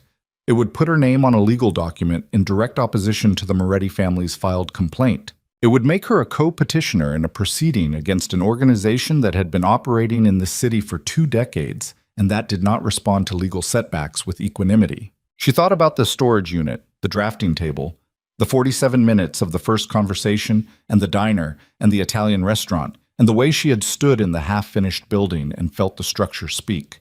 She thought about "you were never enough," and she thought about 3 years of slow erasure dressed as compromise, and she thought about the DeSanto project that had opened 8 months ago and won 4 awards without her name on it. She thought about Roman's hand around hers in the cold. "Where do I sign?" she said. His lawyer worked fast. The accelerated review petition was drafted by 7 that evening, and Serena signed it at Roman's office at 7:45, her name beside his on a document that would be filed with the City Land Registry office when it opened the following morning. The lawyer, a precise, unflappable woman named Diane, who operated at a register of permanent focused calm, walked them through every element of the petition and the expected counter-responses and the timeline. "The Moretti legal team will see the petition within 24 hours of filing," Diane said. "They'll know the timeline has been compressed. They'll file an objection." "Can they block the accelerated review?" Serena said. "They can challenge it. The challenge will fail because your standing is legitimate and documented. But there will be a period, probably 72 hours after the objection, where the proceeding is technically in dispute." Diane looked at both of them. "That's the window." "For what?" Roman said. "For them to try something outside the legal process." She said it without drama, as a professional assessment. "I want you both to understand that. The filing is solid. The legal outcome is highly favorable, but the 72-hour window is real." Serena looked at Roman. "I understand," she said. She called Mara from the car on the way home. "Tell me," Mara said, before Serena had spoken a word beyond her name, because that was Mara. She heard the quality of the silence before the sentence began. Serena told her. All of it. The meeting with Adrian, Valentina in the conference room, the Moretti filing at 3:47, the land registry petition, Diane's assessment of the 72-hour window. Mara was quiet for a moment when she finished. "You signed it," Mara said. "Yes." "Knowing what the 72 hours could mean?" "Yes." Another pause. "Okay." Mara's voice shifted, the shock absorbed, the practical intelligence engaging. "You're not staying in your apartment tonight." "Mara." "Serena, the Moretti family has eyes on that building. You've had surveillance for weeks. You just filed a legal petition that directly contests their complaint. You are not sleeping alone in your apartment tonight. A pause. Come here. Bring your drafting materials if it makes you feel better. But come here. She went. She brought the small spiral sketchbook and one portfolio case and a change of clothes, and she slept in Mara's guest room with the city's ambient light coming through the curtains, and she slept, against all reasonable expectation, deeply. 7 hours. The particular sleep of someone who has spent everything they have and has nothing left to spend on insomnia. She woke at 6:15 to a text from Diane. Petition filed at opening. Registry confirmed receipt at 8:02 a.m. Clock is running. She was at Roman's office by 9. The next 72 hours had a specific texture. The long, focused tension of people who had done everything they could do and were now in the procedural hands of a process that operated on its own timeline. Serena worked. She brought her portfolio to the office and spread the amenity floor drawings on the conference table and kept refining the entry sequence, the material language, the rooftop threshold, because the work was the thing she could control and because the building deserved to be fully thought through regardless of what happened to the financing. Roman worked beside her or in the adjacent office or on calls she could hear through the wall, his voice measured and continuous, managing the threads of a project under legal pressure while simultaneously running the business that surrounded it. She watched him do it without performance, without visible strain, with the steady attention of a man who understood that panic was a luxury and competence was the job. On the second day, the Moretti objection arrived. Diane called at 2 in the afternoon. Filed as expected. Challenge to your standing, Serena. They're arguing the design contract is insufficiently formalized to constitute demonstrated interest. The contract is signed, Roman said. He was on speaker. I know. The challenge will fail. I'm filing the response now. But this confirms they're running the clock and looking for any procedural delay. A pause. 72 hours closes tomorrow at 8 p.m. Roman looked at Serena across the conference table. She looked back. Keep working, he said. She kept working. The call came at 4:17 on the third day. Not from Diane, from a number she didn't know, not the same unknown number as the earlier warning, a different one. She almost let it go to voicemail. She picked up because she had decided somewhere in the past 72 hours to stop managing situations by avoidance. Miss Whitlock, a woman's voice, precise, low. Serena recognized it immediately. Valentina, she said. A brief pause, as if the lack of surprise had been noted and filed. I won't take much of your time, Valentina said. I want to say something that I'm saying on my own behalf and not on behalf of my family or its interests. Are you able to hear that distinction? Say what you want to say. The complaint will be withdrawn. A beat. The land registry petition made the case untenable. Our legal team advised withdrawal this morning. My father agreed this afternoon. Another pause, shorter. This is not a negotiation. I'm not calling to extract something. I'm calling because I was in that conference room 2 days ago, and I watched you hold yourself together under circumstances that would have fractured most people, and I thought you deserved to know before the formal notification comes through. Serena was still. Why? She said. Because Adrian was right about one thing. Valentina's voice was very even. You deserved better than what was done to you. By him. And by the way I used that meeting. A pause. I don't expect anything from that statement. I just wanted to say it directly. The line held for a moment. Thank you, Serena said, and meant it in the complicated, unresolved way of something that was both true and insufficient. Good luck with the building, Valentina said, and ended the call. Serena set the phone down on the conference table. Roman was looking at her. It's over, she said. Diane's formal notification came through 40 minutes later. The Moretti complaint had been withdrawn. The Planning Commission closed the proceeding. The Meridian Project's permits were confirmed uncontested. Roman's lender was notified, and the financing review clause was formally resolved. Roman sat at his desk and read the notification, and then set his phone down and was quiet for a moment. Serena sat across from him. The office was lit by the late afternoon dropping gold through the windows, the city outside doing what it always did, entirely indifferent to the particular weight of the moment inside the room. "It held," she said. "It held," he agreed. She looked at her hands on the table. The faint scar on her left forearm from the storage unit door 6 weeks ago now healed to a thin, pale line. She hadn't noticed it heal. It had just done it on its own, the way things did when you stopped watching them and started working. "I want to tell you something," she said. Roman waited. "When I walked out of Adrian's office 2 days ago," she said slowly, "I thought I was ending something, and I was. But what I didn't understand was that ending it didn't feel the way I expected. I thought it would feel like relief. It did, partly, but it mostly felt like setting something down that I had been carrying so long I'd forgotten I was carrying it." She paused. "Not just him, the version of myself that needed his approval. The version that accepted you were never enough as information rather than cruelty. The version that put her drafting table in a storage unit because someone told her she didn't need that much space." Roman was very still. "I'm not the same person who walked into your meeting room 6 weeks ago," she said. "I want you to know that I know that. And I want you to know that what I feel toward you isn't recovery. It's not gratitude. It's not filling a space he left." She looked at him directly. "It's the specific feeling of being seen clearly by someone who has no interest in editing what they see."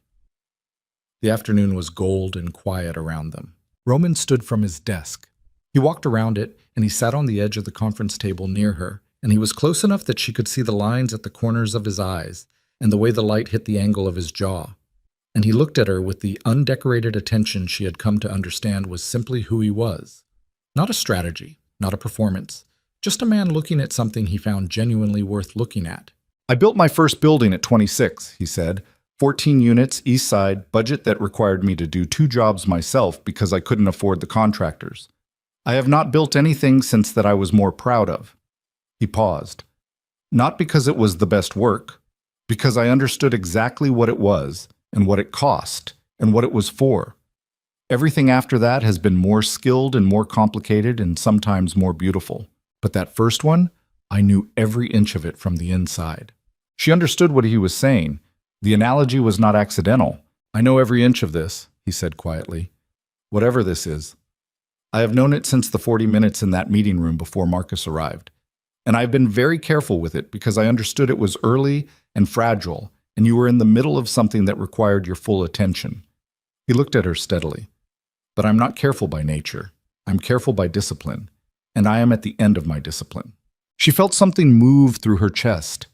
The specific loosening of a last barricade, the one she had kept in place not from fear of him, but from the residual fear that she had not yet become the version of herself she needed to be before she let anyone this close again. She looked at herself in the reflection of the darkened window behind him, the woman in the conference room with the scar on her forearm and the sketchbook on the table, and the building going up outside.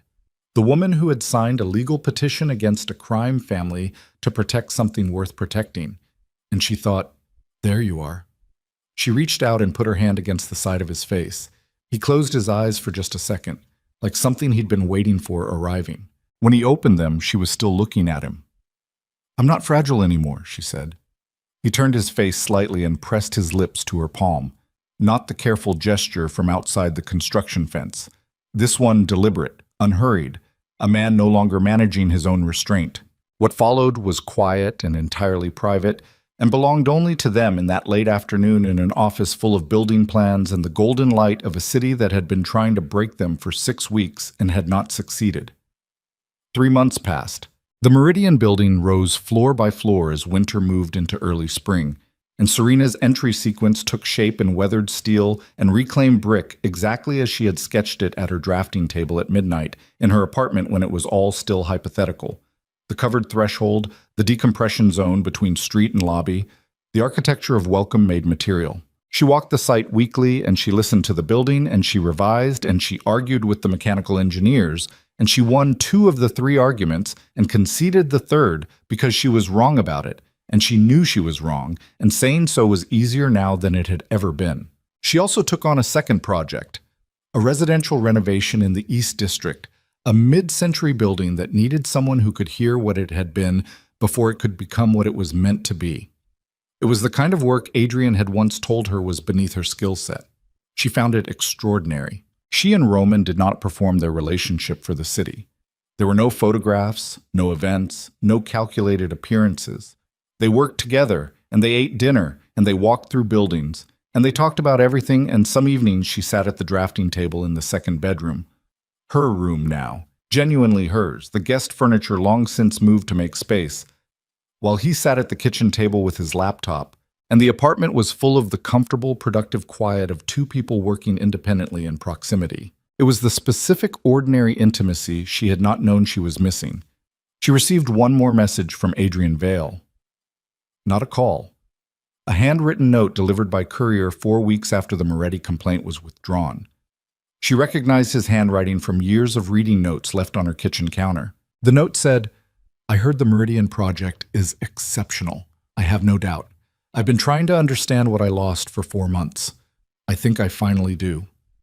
I won't contact you again." She read it once. She put it in the kitchen drawer where she kept things she wasn't ready to throw away but didn't need accessible. She made coffee and went back to the drafting table. She did not need to respond to it. Some things completed themselves without requiring a final word from every party. She heard, through Mara and through the ambient information that circulated in the city, that the Val Moretti engagement had been quietly dissolved 2 months after the legal proceedings closed. Not publicly, not dramatically, but in the way that strategic arrangements dissolved when the strategy changed. That Adrian had been seen alone at several events. That Valentina had been photographed in Milan with a man her family had not sanctioned. That the two networks had retreated back to their separate architectures. And that the brief merger of the city's two most powerful criminal families had produced nothing except a planning commission filing that had ultimately failed. She did not follow this closely. It was not her story anymore. One evening in early spring, Roman came to her apartment after a site visit and found her at the drafting table with the light on and the sketchbook open to a page of rough plans that were not the Meridian project and not the East District renovation. Something new.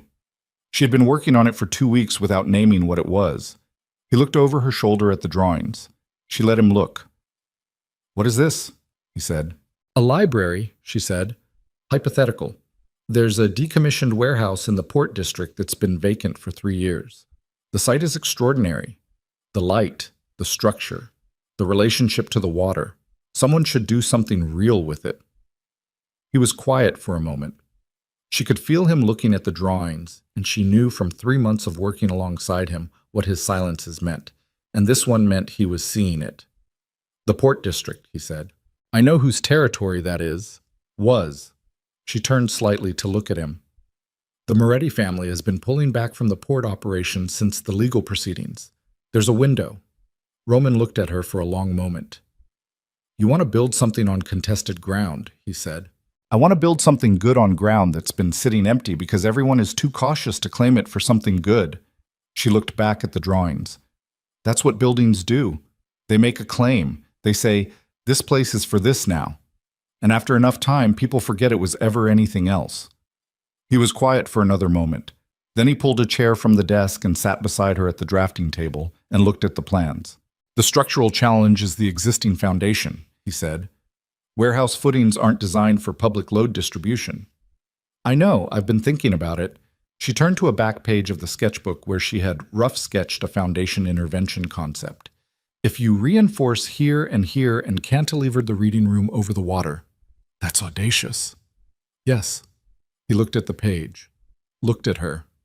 "You would need a developer," he said. "I know a good one," she said. Something moved across his face that was entirely unguarded.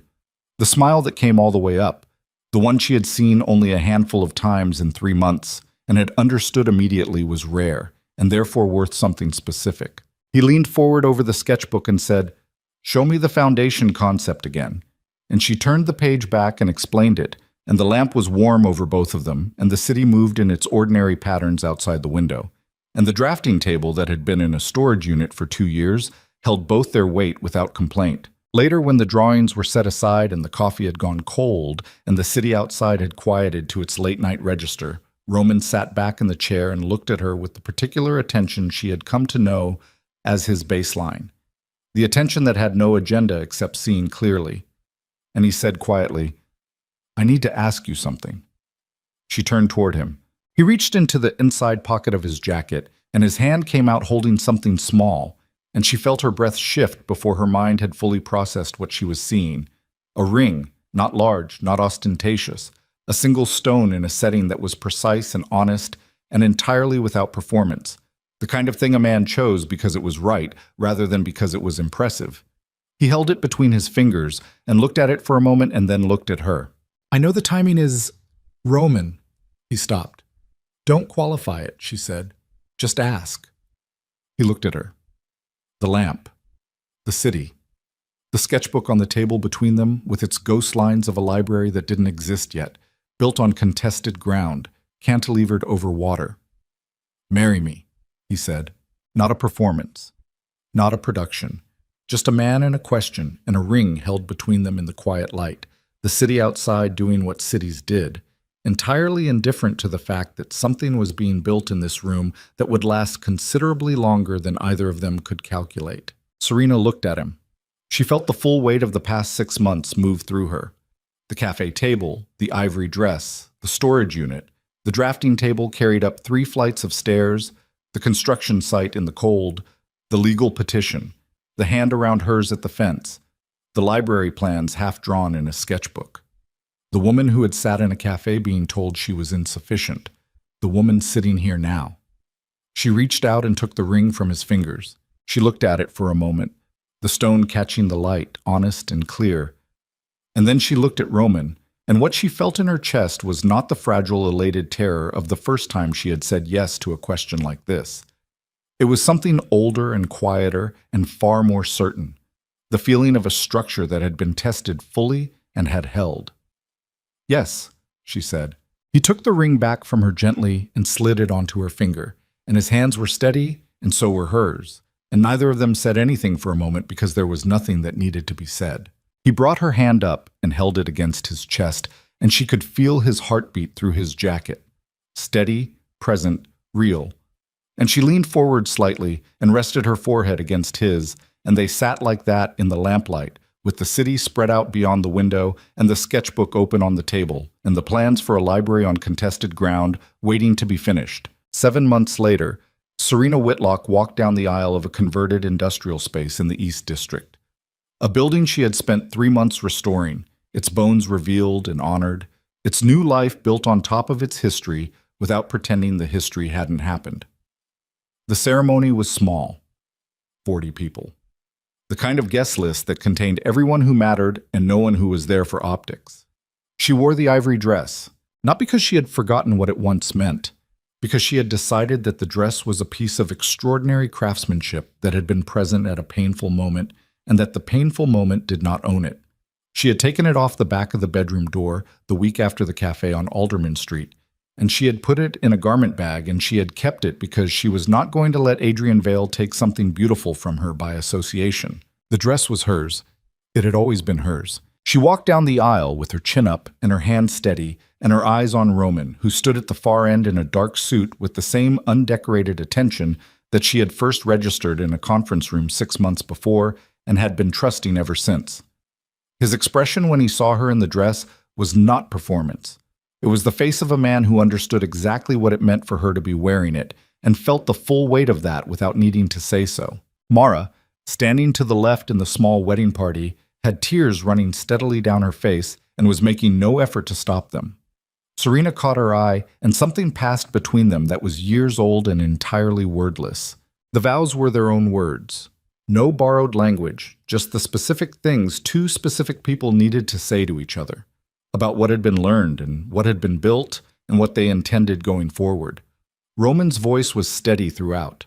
Serena's wavered once at the part about staying honest, even when honesty was the harder choice, and she breathed through it and finished the sentence, and Roman's hand tightened around hers, and she felt it the way she felt the building speak, from the inside all the way through. Somewhere in the city that same morning, Adrian Vale sat in his office on the 32nd floor in a building full of clean lines and understatement, and looked out at the skyline over coffee. He had attended 2 events this month alone. He had made 3 significant business moves that would have, 6 months ago, felt like victories. He had everything he had decided to choose over her. He had been told by 3 separate people that the Meridian Project was the most anticipated development the city had seen in a decade. He had been told, from a source he trusted, that the lead designer was extraordinary. He knew that already. He had known it for years. He had known it while he was telling her she wasn't enough, which was the particular cruelty of it, that he had always understood her value and had diminished it anyway because diminishment was the tool available, and he had not yet learned to put his tools down when putting them down was what the moment required. He had learned it now. In the way people learned the important things, too late, through loss, with no opportunity to apply the lesson to the situation that had taught it. He finished his coffee. He went back to work. The Meridian building opened 8 months after Serena and Roman's wedding. The entry sequence was exactly what she had sketched at midnight in her apartment in the weeks after the cafe. The covered threshold, the decompression zone, the weathered steel and reclaimed brick that spoke to the neighborhood's history without being sentimental about it. The rooftop was not a bar. It was a place. People used it the way she had designed it to be used, gathering at the edges, moving through the center, staying longer than they planned because the space made them want to. The library in the Port District broke ground the following spring. On the morning the first foundation work began, Serena stood at the edge of the site with her sketchbook in one hand and Roman's hand in the other, and she looked at the decommissioned warehouse and the water beyond it and the specific quality of light at that latitude and that hour, and she listened. The structure had something to say. She already knew what it was. She opened the sketchbook to a fresh page and began.